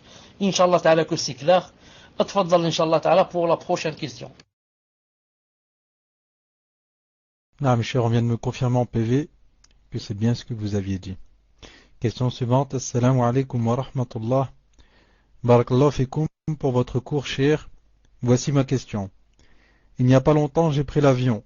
Et je ne sais pas pourquoi j'ai toujours pensé que les prières obligatoires faisaient aussi partie des exceptions pour ce qui est de prier vers la Qibla.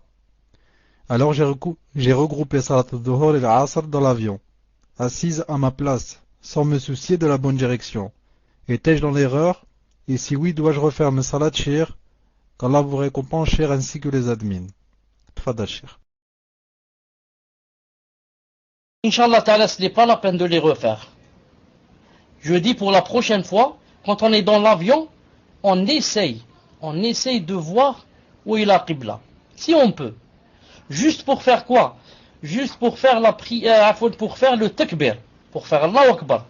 Car ensuite, on ne peut plus savoir où est la Qibla. L'avion change et tourne et fait mille et une choses. L'essentiel, c'est surtout pour le takbir. Mais je dis, Allahu A'lam, on m'a dit que maintenant il y a certains avions, des avions spéciaux, où c'est vraiment large. Il y a vraiment, je crois, attendez, 2, 4, 6, jusqu'à 12 personnes qui peuvent s'asseoir comme ça l'un à côté de l'autre. C'est vraiment large. On m'a dit que dans ces avions, il y avait des endroits où on peut prier debout. Wallahu alam. Mais en général, les avions, c'est difficile de prier debout et c'est aussi difficile de savoir où est la Qibla.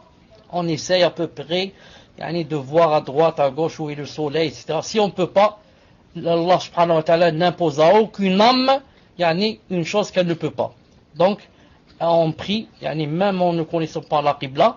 Et aussi, ce qu'on peut faire, c'est de prier avant de monter dans l'avion, de grouper, ou alors, en arrivant, en groupe en retard, comme vous connaissez la sunna. Wallahu ta'ala alam, tfaddal. Question suivante. Assalamu alaikum wa rahmatullahi wa barakatuh ya Sheikhana. Je vais partir au Maroc en avion pendant 10 jours, Inch'Allah. Et je voudrais savoir exactement quoi faire pour la salat. Pour les trajets en avion, je sais que je dois me considérer en voyage, mais une fois arrivé, dois-je réduire les prières pendant tout le séjour? Je précise que je vais être hébergé chez un frère. C'est un endroit que je ne connais pas et où je ne suis jamais allé. Mais j'aurai une chambre avec mon épouse, Inch'Allah. Je ne sais pas si je dois me considérer résident ou voyageur pendant cet hébergement. Afan. Barakallahu fikum. Tfaddal, Cheikh. Fika barakallah. Je dis à cette personne, Allah yahdik ya akhi, comment tu vas te considérer résident en restant seulement 10 jours là-bas? Alors si tu es résident, va à la mairie. Quand tu arrives au Maroc, va à la mairie et dis-leur, donnez-moi la résidence. Qu'est-ce que vous voulez? Je veux la résidence. Tu vas voir s'ils vont te la donner. S'ils vont pas t'emmener en prison. Asma, tu vas rester 10 jours. Les gens, Abdullah ibn Omar et Anas ibn Malik sont restés 2 ans. C'est pas 10 jours. 2 ans en voyage en train de raccourcir la salat. Combien? 2 années. 2 années. C'est pas Mujahid. Attendez, comment ça s'appelle? Anas ibn Malik et le fils d'Abdullah ibn Omar. 6 mois. Et un autre qui est resté aussi 2 années. Mesrouk, voilà. Le tabi'i qui s'appelle Mesrouk. Il est resté dans un endroit qui s'appelle Silsila. 2 années en train de raccourcir la prière. Donc toi, Inch'Allah Ta'ala, quand on va donner cette chambre, qu'est-ce que tu vas faire? Si tu es près de la mosquée, tu entends le adhan, tu es obligé d'aller prier avec les gens. Si tu es loin de la mosquée, tu vas prier dans la maison, tu pries seulement 2 rak'at, jusqu'à ce que tu reviennes dans ton pays, Inch'Allah Ta'ala. Tfaddal. Question suivante. Assalamu alaikum wa rahmatullahi wa barakatuh, Cheikh. Qu'Allah vous guérisse, vous préserve et vous élève en degrés. Ma femme regarde beaucoup d'émissions de télévision où il y a des psychologues, des psychiatres qui débattent sur des sujets de société, grossesse, enfants, famille, etc. Je lui dis toujours d'éviter ces choses car ce sont des kuffars qui ont de l'éloquence et leur fausse science peut être nuisible sans s'en rendre compte. Pouvez-vous faire une mise en garde contre ces choses nuisibles, chères, car beaucoup de sœurs en France regardent ces émissions, s'imaginent par exemple qu'il faut éduquer les enfants dans la tolérance de choses haram, pensent même qu'on peut choisir le sexe de son enfant, etc.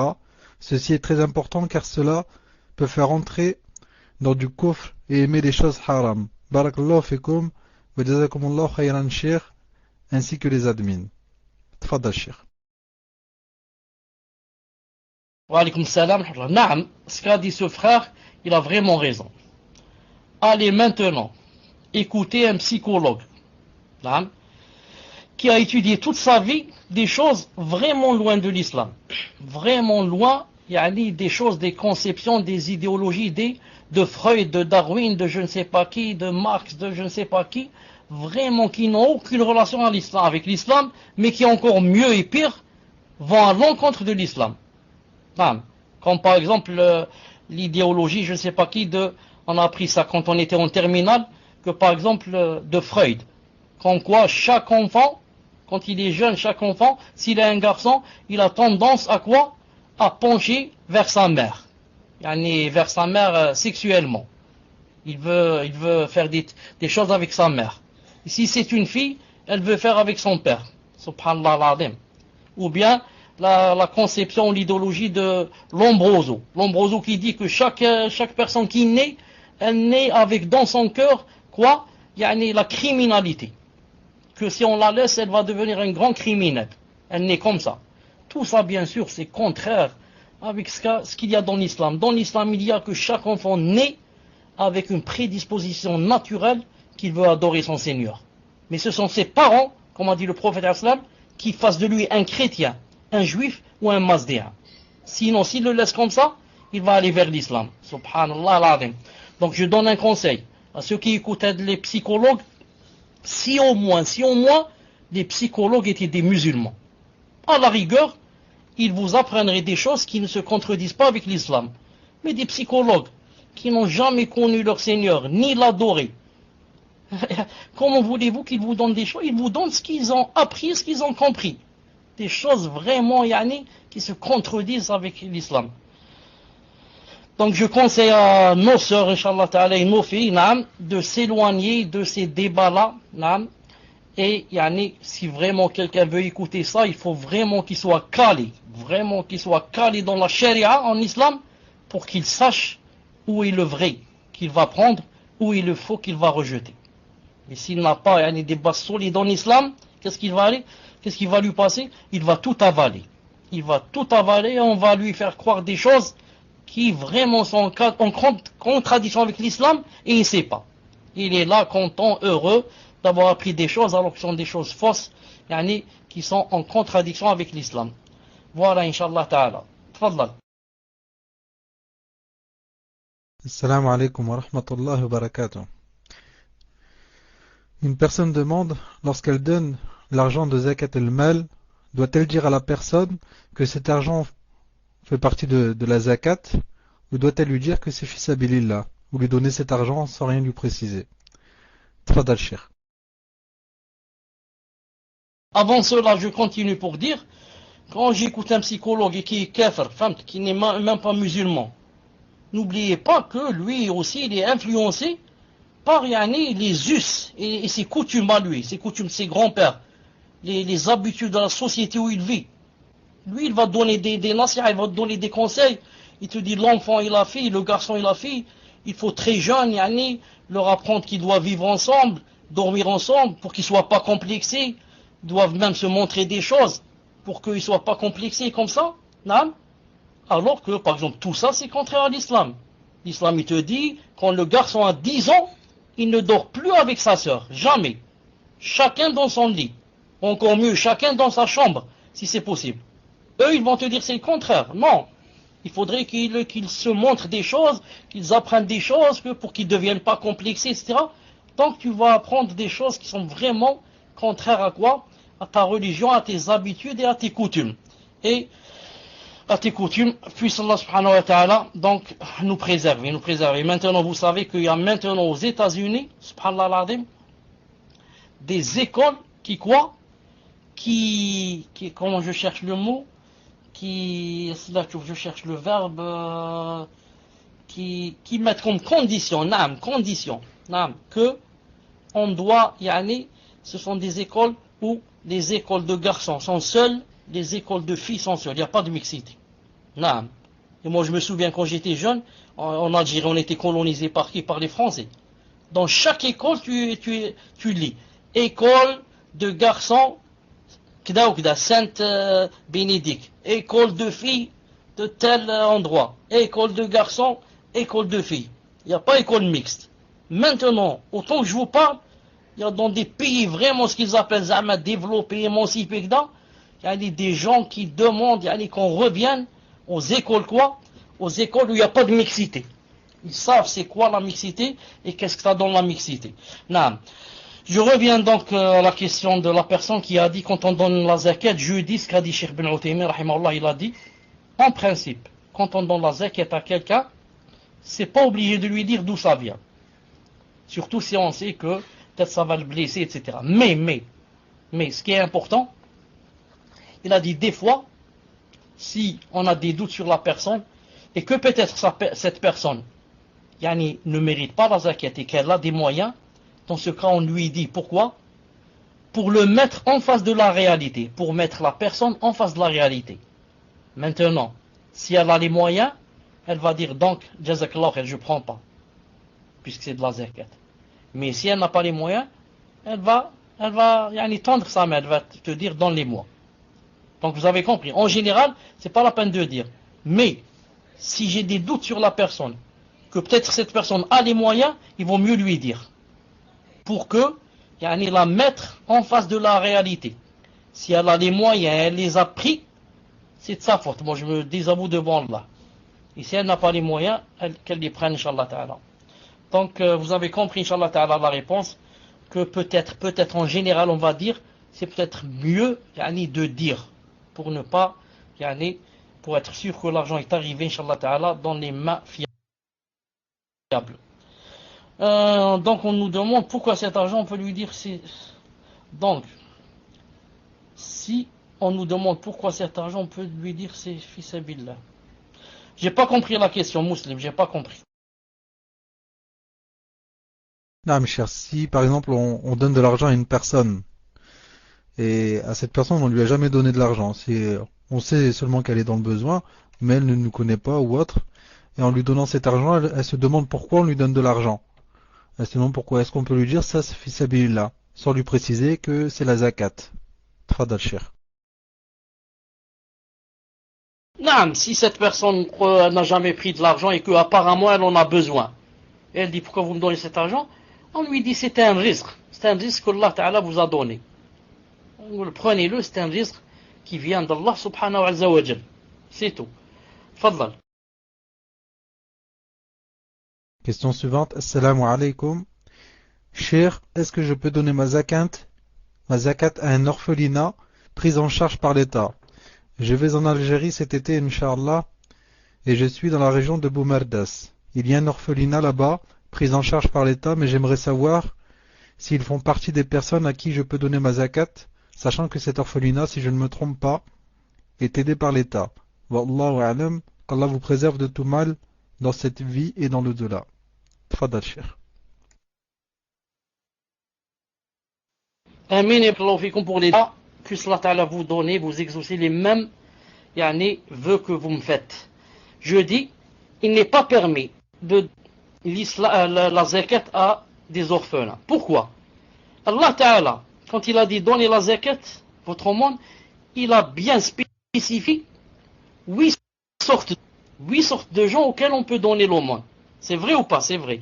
Est-ce que dans les 8, il y a les orphelins? Il n'y a pas. Est-ce que dans les 8, il y a la mosquée? Regardez, la mosquée, c'est la maison d'Allah. La maison du Seigneur. Malgré cela, c'est interdit que tu donnes ta zakat à qui? À la mosquée. La même chose pour l'orphelin. Pourquoi on ne lui donne pas la zakat? Vous savez pourquoi?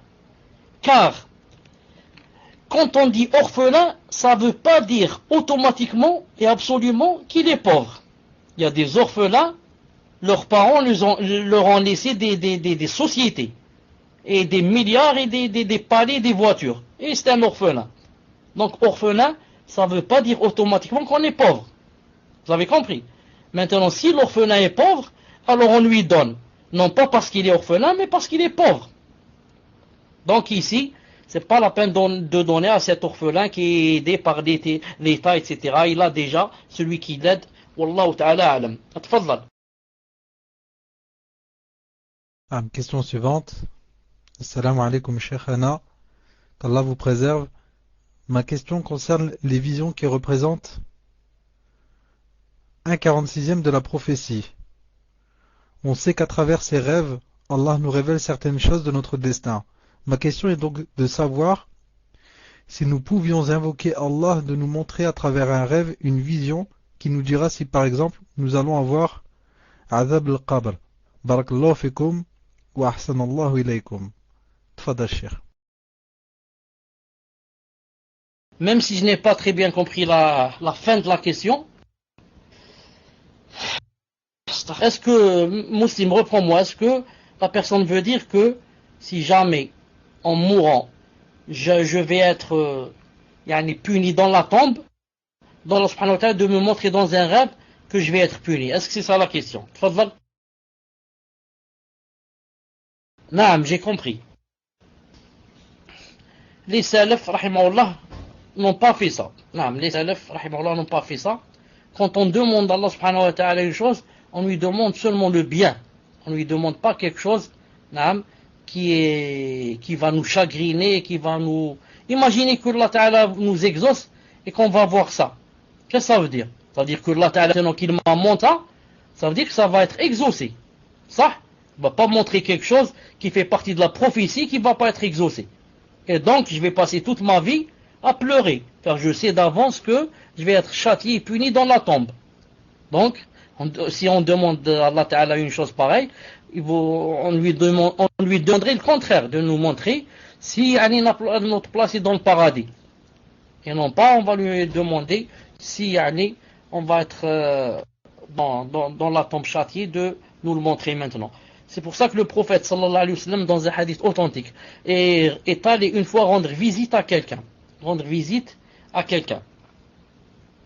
Il l'a trouvé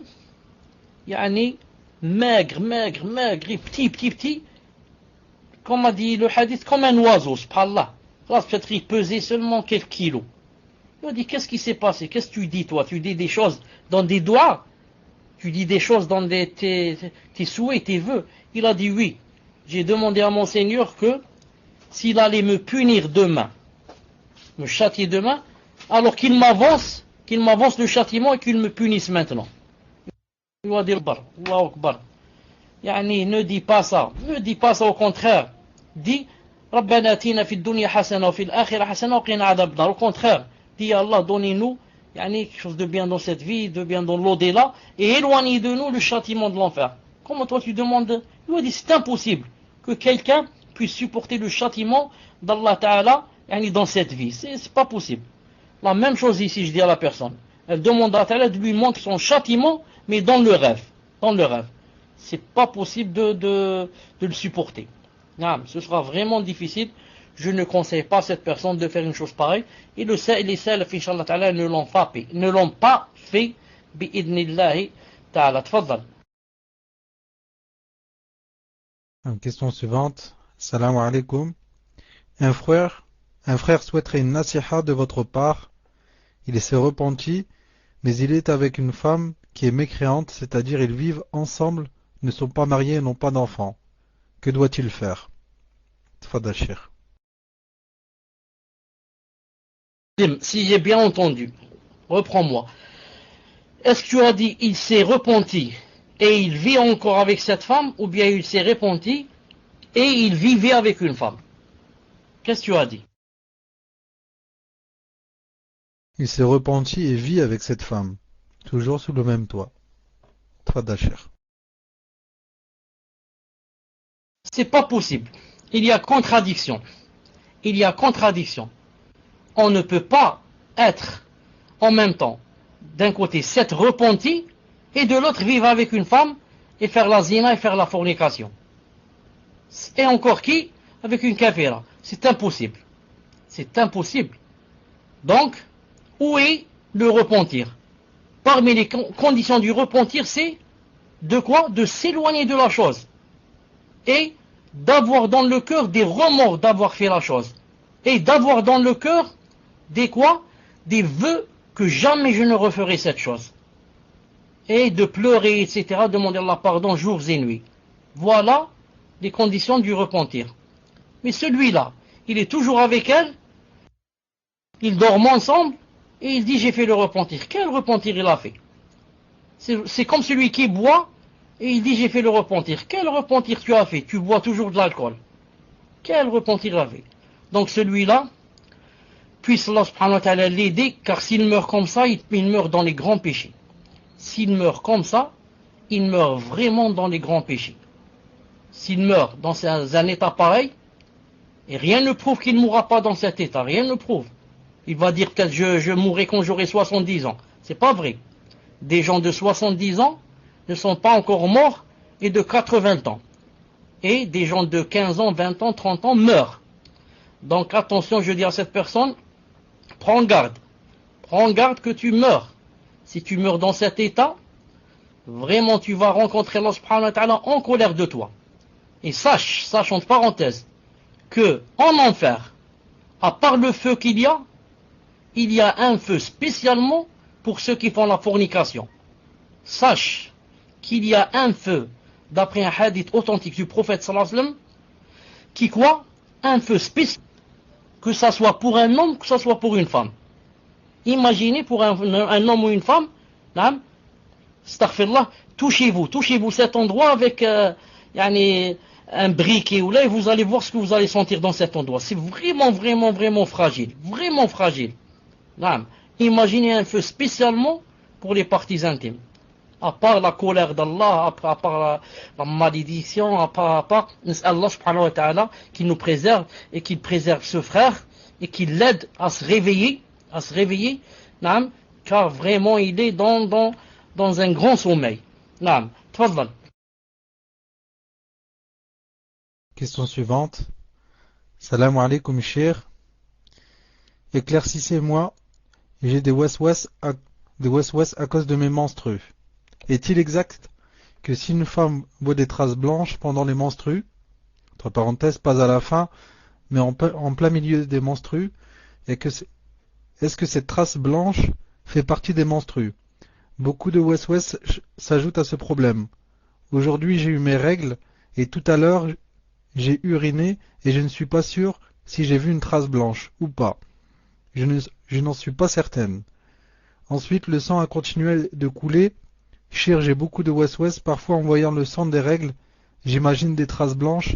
Le shaitan me fait des waswas pour que je prie avec mes règles. Ça m'est déjà arrivé de prier avec mes règles tellement que j'avais des doutes, et pour avoir la conscience tranquille et ne plus avoir ce poids qui pesait sur moi, cher, donnez-moi une règle de fiqh pour contrer les waswas. Barakallahu fikum.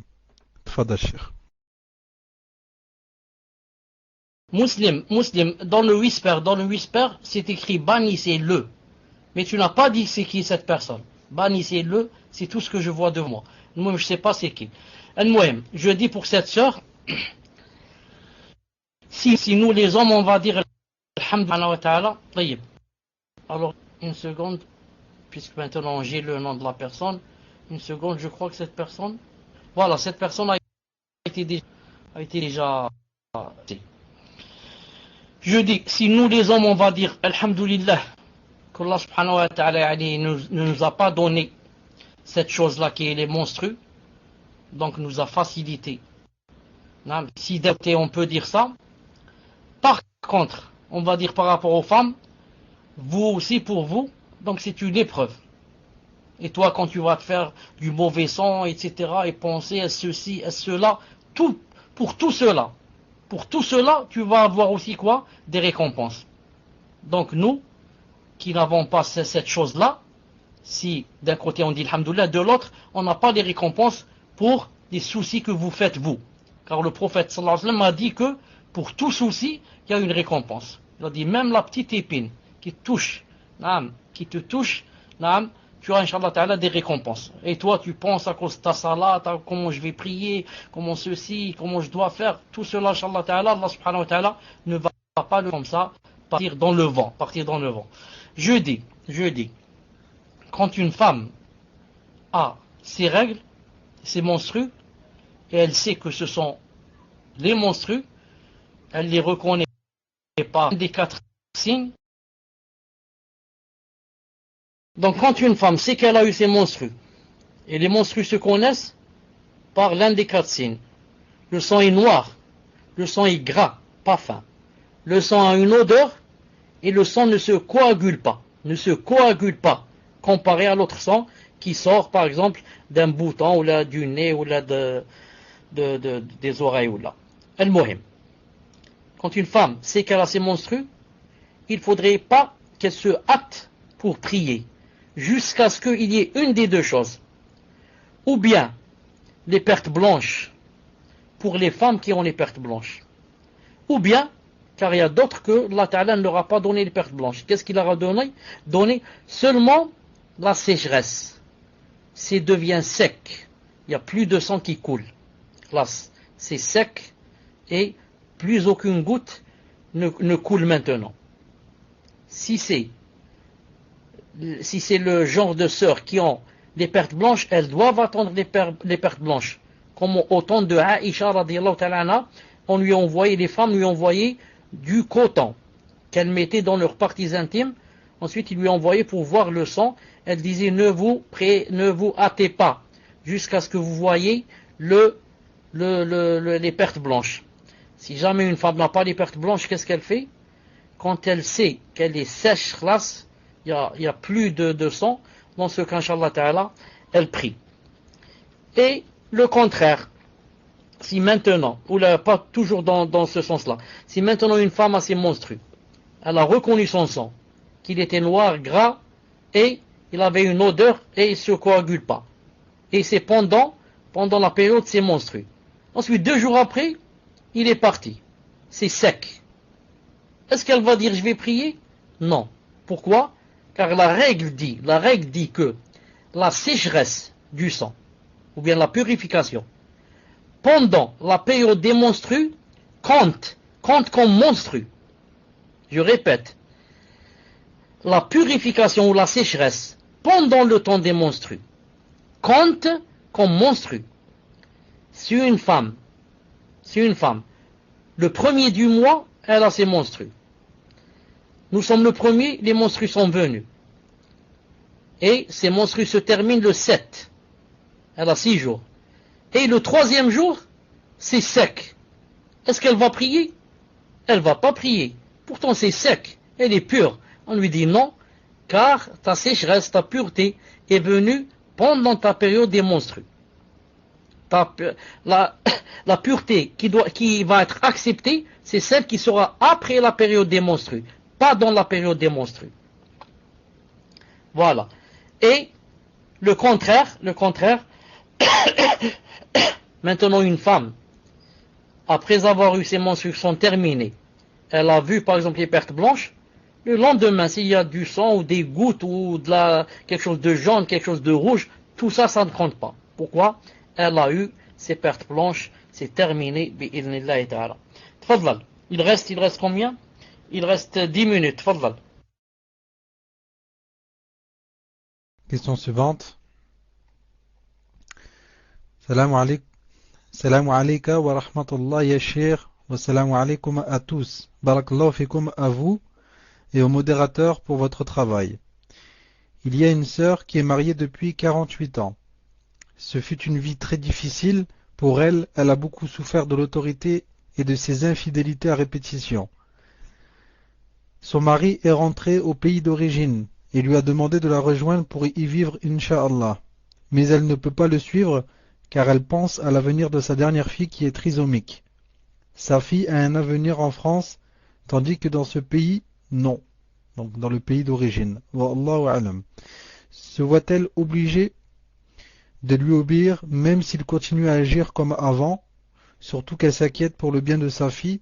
Dans le pays d'origine du couple, la fille resterait chez elle et ne bougerait pas, tandis qu'en France, elle travaille et est prise en charge par un centre spécialisé. Masha'Allah, walillahi alhamd, jazakumullah khayran. Tfadal Cheikh. Afwan, je m'excuse à vous parce que quand tu étais en train de dire la question, j'étais en train de bannir la personne que tu m'as écrit en whisper. C'est pour ça, Inch'Allah Ta'ala, que je te demande de répéter la question, même si elle est un peu longue. Tfaddal, barakallahu fi. Naam, Cheikh, je la répète, Inch'Allah. Il y a une sœur qui est mariée depuis 48 ans. Ce fut une vie très difficile pour elle. Elle a beaucoup souffert de l'autorité et de ses infidélités à répétition. Son mari est rentré au pays d'origine et lui a demandé de le rejoindre pour y vivre, Inch'Allah. Mais elle ne peut pas le suivre car elle pense à l'avenir de sa dernière fille qui est trisomique. Sa fille a un avenir en France tandis que dans ce pays, donc dans ce pays d'origine, elle n'en a pas. Wallahu a'lam. Se voit-elle obligée de lui obéir même s'il continue à agir comme avant, surtout qu'elle s'inquiète pour le bien de sa fille? Dans le pays d'origine du couple, la fille resterait chez elle et ne bougerait pas, tandis qu'en France, elle travaille et est prise en charge par un centre spécialisé. Tfadal Cheikh. Taïb, j'ai pas compris le mot trisomique, quelque chose comme ça. Et est-ce que tu as dit que elle parlait d'infidélité, infidélité de la part de son mari, elle veut dire, n'est-ce pas, musulman? Naam Cheikh, c'est de la part de son mari. Et la trisomie, Cheikh, c'est une maladie due à une anomalie du karyotype, souvent sur le chromosome 21, wallahu a'lam, si je me souviens. C'est une trisomie due à un problème d'allèle sur le chromosome, Cheikh. Tfadal Cheikh. Je dis à cette personne, normalement, une femme doit suivre son mari là où il va. Si elle ne veut pas le suivre, il a le droit, lui, de la divorcer. Ça, c'est d'un côté. De l'autre côté, elle, puisque si elle a des choses sûres, des assurances, des convictions, des garanties, des choses sûres, des preuves flagrantes, qu'il la trompe, dans ce cas, personne ne l'oblige qu'elle reste avec lui. Elle peut demander donc quoi? La séparation, soit par le khula', soit pour qu'il la divorce.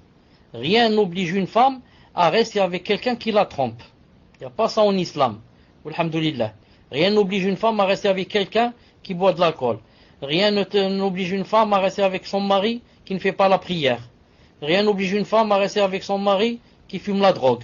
Rien n'oblige une femme à rester avec son mari qui attendez que je cherchais un mot, qui joue à la loterie. El-Muhim. Tous les grands péchés que fait l'un des conjoints, pour ce grand péché, l'autre a le droit de demander la séparation, sauf bien sûr, après lui avoir fait des nasiha, etc., et d'avoir fait venir ses parents pour qu'il essaye de le nasah, etc. Ensuite, elle a le droit de se séparer de lui, bi'idhnillahi ta'ala. Donc elle va voir comment faire, Inch'Allah ta'ala, avec son mari, de lui expliquer que, même en allant au Maroc, je ne sais pas où, de trouver, Inch'Allah ta'ala, une solution, Inch'Allah ta'ala, à l'amiable. Ensuite, si cette sœur qui est en train de parler ici, elle vit en France ou dans un pays de kufr, c'est aussi un danger pour elle de rester là-bas loin de son mari à cause de sa fille. Loin de son mari à cause de sa fille, sauf si vraiment, comme elle a dit, elle, à cause de sa maladie. Si c'est à cause de sa maladie, à cause des médicaments qu'il n'y a pas là-bas, à cause des soins qu'il n'y a pas là-bas, etc. Dans ce cas, Allah Ta'ala, elle est excusée. Mais dès que sa maladie n'existe plus, et Allah Ta'ala la guérit, puisse Allah Ta'ala la guérir, dans ce cas, elle n'a plus d'excuses, bi'iznillahi Ta'ala, puisse Allah Ta'ala l'aider à trouver une solution qui égayerait son cœur et toute sa famille. Tfadlal. Cher, sur la question précédente concernant les menstrues, la personne dit que vous n'avez pas répondu à sa question. Concernant les traces blanches, elle dit aujourd'hui j'ai eu mes règles et tout à l'heure j'ai uriné, je ne suis pas sûr si j'ai vu une trace blanche ou pas. Je n'en suis pas certaine. Ensuite le sang a continué de couler. Et elle dit qu'elle a beaucoup de wes-wes. Il dit que vous n'avez pas répondu à ce passage. Tfadal, cher. Justement, elle ne m'a pas compris. La sœur ne m'a pas compris. J'ai bien répondu à ce passage. J'ai bien répondu à ce passage en disant que, donc, elle ne devrait pas prier jusqu'à ce que elle voit les pertes blanches. D'une façon indubitable. Où il n'y a aucun doute que ce sont les pertes blanches. Elle, maintenant, elle dit, elle a uriné et elle ne sait pas. Elle a vu quelque chose comme une perte blanche, mais elle ne sait pas si ce sont les pertes blanches ou pas. Il y a toujours le sang. Donc, quand il y a eu les menstrues, on reste toujours sur la base que on a toujours les menstrues jusqu'à preuve qu'il n'y en a plus. La preuve, c'est les pertes blanches, ou bien la sécheresse. Elle les a pas encore. Donc elle ne se hâte pas jusqu'à ce qu'elle ait des pertes blanches, bi'idhna ta'ala, surtout qu'elle a dit que le shaitan, ou je ne sais pas qui, voudrait la pousser, comme elle le fait de temps en temps, à prier avec les menstrues. Donc ne te hâte pas. Toi, quand tu ne te hâtes pas, c'est pas parce que tu veux pas prier. C'est parce que tu veux pas, au contraire, tu veux pas adorer Allah subhanahu wa ta'ala avec ce qui n'est pas permis. Donc c'est pas que tu es paresseuse, ou que tu n'aimes pas la salate, ou que tu n'aimes pas prier. Mais au contraire, tu voudrais être sûr que ce que tu fais est vraiment dans les normes et qu'il est accepté, bi'idhna ta'ala. Ne te presse pas jusqu'à ce que tu sois sûr qu'il y a plus de sang et qu'il y a les pertes blanches, inshallah ta'ala. Tfaddal. Une question suivante. Salam alaikum wa rahmatullahi wa barakatuh. Quelle est la meilleure tenue vestimentaire pour l'homme? Quelles sont les parties qu'il doit cacher? Quelle tenue est la plus appropriée pour la salat? Barakallahu fikum pour votre travail. Qu'Allah vous préserve, vous et les admins, et vos récompenses pour tous vos efforts. Fadashir. Le hadith du prophète sallallahu alayhi wa sallam authentique dit que le meilleur habit pour le prophète sallallahu alayhi wa sallam, c'était le qamis. Le qamis, je pense que c'est connu ce que c'est. Vous savez ce que c'est un qamis. Quelque chose que met l'homme, qui se met sur les épaules et qui descend jusqu'aux chevilles. Il ne cache pas les chevilles. Il ne cache pas les chevilles. Ça s'appelle un qamis. C'est le meilleur habit du prophète sallallahu alayhi wa sallam. Pour la salat, c'est le meilleur habit. Pour la salat, c'est le meilleur habit, inshallah ta'ala. Seulement, je profite pour dire que le qamis n'est pas obligatoire. C'est une sunna. Celui qui l'a mis, s'il l'a mis avec une bonne intention, Allah subhanahu wa ta'ala va le récompenser grandement. Celui qui ne l'a pas mis, il a quoi? Il a laissé beaucoup de récompenses passer sans qu'il les prenne. Ce sont des récompenses qu'il ne prend pas. Des fleurs qu'il ne cueille pas. Des fruits qu'il ne cueille pas. Il les laisse comme ça passer. Mais, il n'a rien fait de grave. Il n'a pas voulu manger les fleurs. Les fleurs. Il n'a pas voulu cueillir les fleurs, ni manger les fruits qu'il y a. Ça, c'est entre lui et son damer. Comment on dit damer? C'est lui, entre lui et le mohim, son cœur. Maintenant, si maintenant une personne n'a pas mis le qamis, et surtout pour la prière, dans ce cas, si elle va mettre un pantalon, il faudrait que le pantalon soit large, ne soit pas un pantalon moulant, qui montre son derrière, qui montre ses cuisses comme ça, comme quoi c'est serré, et surtout si c'est qui est vraiment serré de devant du côté des parties intimes. Donc ça devient vraiment méchant. Surtout maintenant si c'est pour la salat. S'il va prier comme ça, disons avec un jean comme ça serré, c'est vraiment grave pour sa salat.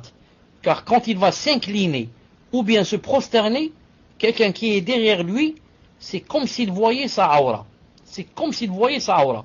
C'est pour ça qu'un homme, s'il met un pantalon, au moins qu'il mette un pantalon large. Non. Si vraiment il est dans la daroura, il n'a pas mis un pantalon large, alors au moins qu'il mette quelque chose sur le pantalon. Est-ce que c'est interdit? Si je mets un pantalon en France, est-ce que c'est interdit que je mette une chemise qui descend jusqu'à mon dos? C'est pas interdit.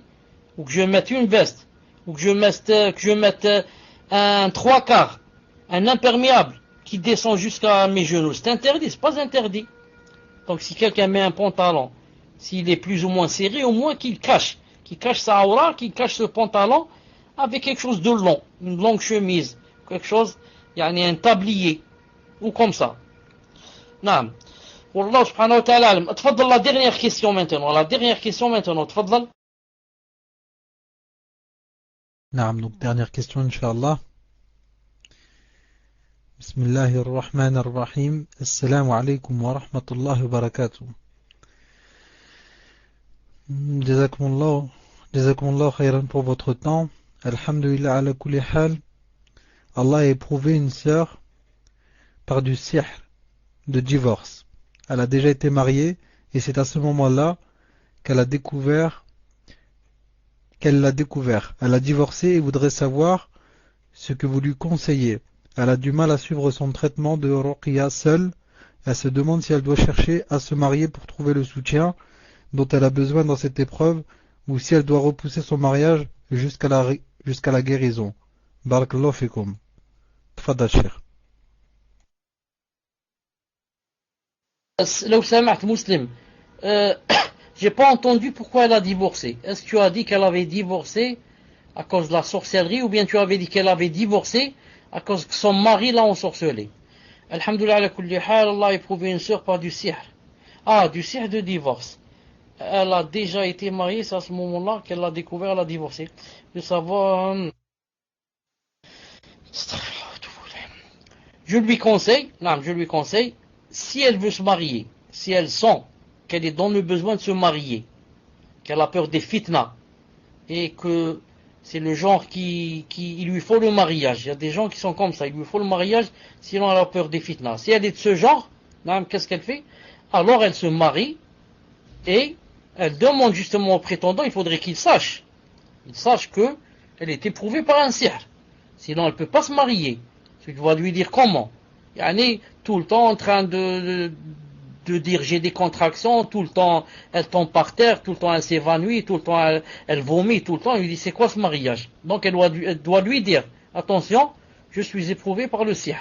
Et je voudrais me marier en espérant, Inch'Allah Ta'ala, que peut-être tu vas me seconder dans ma guérison. Tu vas me seconder pour m'aider, Inch'Allah Ta'ala, à faire des ruqya, et peut-être lui, il va lui faire des ruqya, et peut-être ou l'emmener chez des raqis, ou de toute façon, pour savoir si elle veut se marier ou pas, ça dépend d'elle. Si elle sait que elle est sujette à la fitna et à la peur, qu'elle se marie, dans ce cas, elle doit lui dire, voilà ce que j'ai, voilà ce que j'ai. Si elle sait que c'est le genre qui est patiente, elle n'a pas besoin de mariage pour l'instant. Elle sait que, alhamdoulilah, Allah Ta'ala l'a préservée. Donc, Inch'Allah Ta'ala, qu'elle termine sa ruqya, et ensuite, quand elle se marie, elle n'a pas besoin de pleurer au prétendant et de lui dire, voilà, si tu m'acceptes, j'ai le ciel, j'ai ceci, je n'ai rien. Je me marie avec la tête haute. Je suis ton égal. Car, en disant que je suis malade et que j'ai là, je me suis rendu inférieur. Vous comprenez? Et à la moindre chose, il risque de me dire, allez, on arrête. Ce sihr, il ne veut pas partir, moi j'en ai marre, etc. Donc, Inch'Allah Ta'ala, si elle fait la ruqya jusqu'à ce qu'elle guérisse, entre parenthèses, si elle sait qu'elle n'est pas sujette aux fitna et aux tentations, ce serait, Inch'Allah Ta'ala, la meilleure des choses, bi'idhnillahi subhanahu wa ta'ala, wa man yattaqillahi yaj'al lahu makhrajan. Et quiconque craint Allah subhanahu wa ta'ala, Allah lui fera une issue. C'est le Coran qui a dit comme ça. C'est Allah Ta'ala qui a dit comme ça. Il a dit, quiconque me craint, je lui donne une issue. Non. Donc qu'elle craigne Allah subhanahu wa ta'ala, qu'elle revienne beaucoup vers lui, qu'elle fasse beaucoup de doigts, Allah subhanahu wa ta'ala ne la laissera pas. Qu'elle sache aussi que, en étant dans cette épreuve, ce sont des milliers de récompenses qui lui arrivent gratuitement d'Allah subhanahu wa ta'ala. Alors que celui qui n'a pas cette épreuve, il n'a pas les récompenses. Non.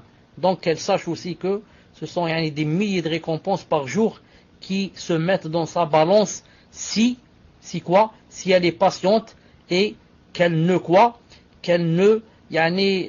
se plaint pas d'Allah subhanahu wa ta'ala et ne se plaint pas du destin. Il ne dit pas aux gens pourquoi c'est seulement moi qui est éprouvé alors que les autres qui sont plus mauvaises que moi ne sont pas éprouvés. Il ne faut pas qu'elle dise cela. Et qu'elle patiente, qu'elle dise Allah Ta'ala a voulu cela, ça devait m'arriver, mais je ne perds pas confiance en Allah Ta'ala, je lui demande de me guérir, il me guérira bi'idhnillah. Voilà, Inch'Allah Ta'ala, pour aujourd'hui. On va se rencontrer, Inch'Allah Ta'ala, mercredi, bi'idhnillah subhanahu wa ta'ala. Si, dans ce cours, j'ai dit des choses qui sont justes et vraies et conformes à la charia, c'est Allah subhanahu wa ta'ala qui m'a aidé. Si j'ai dit des choses qui sont fausses et ne sont pas conformes avec la charia, ça vient de mon ignorance, car je suis ignorant. Et ça vient de mes tentations, de mon shaitan et de moi. Et Allah subhanahu wa ta'ala se désavoue de ce que j'ai dit qui n'est pas conforme avec sa charia.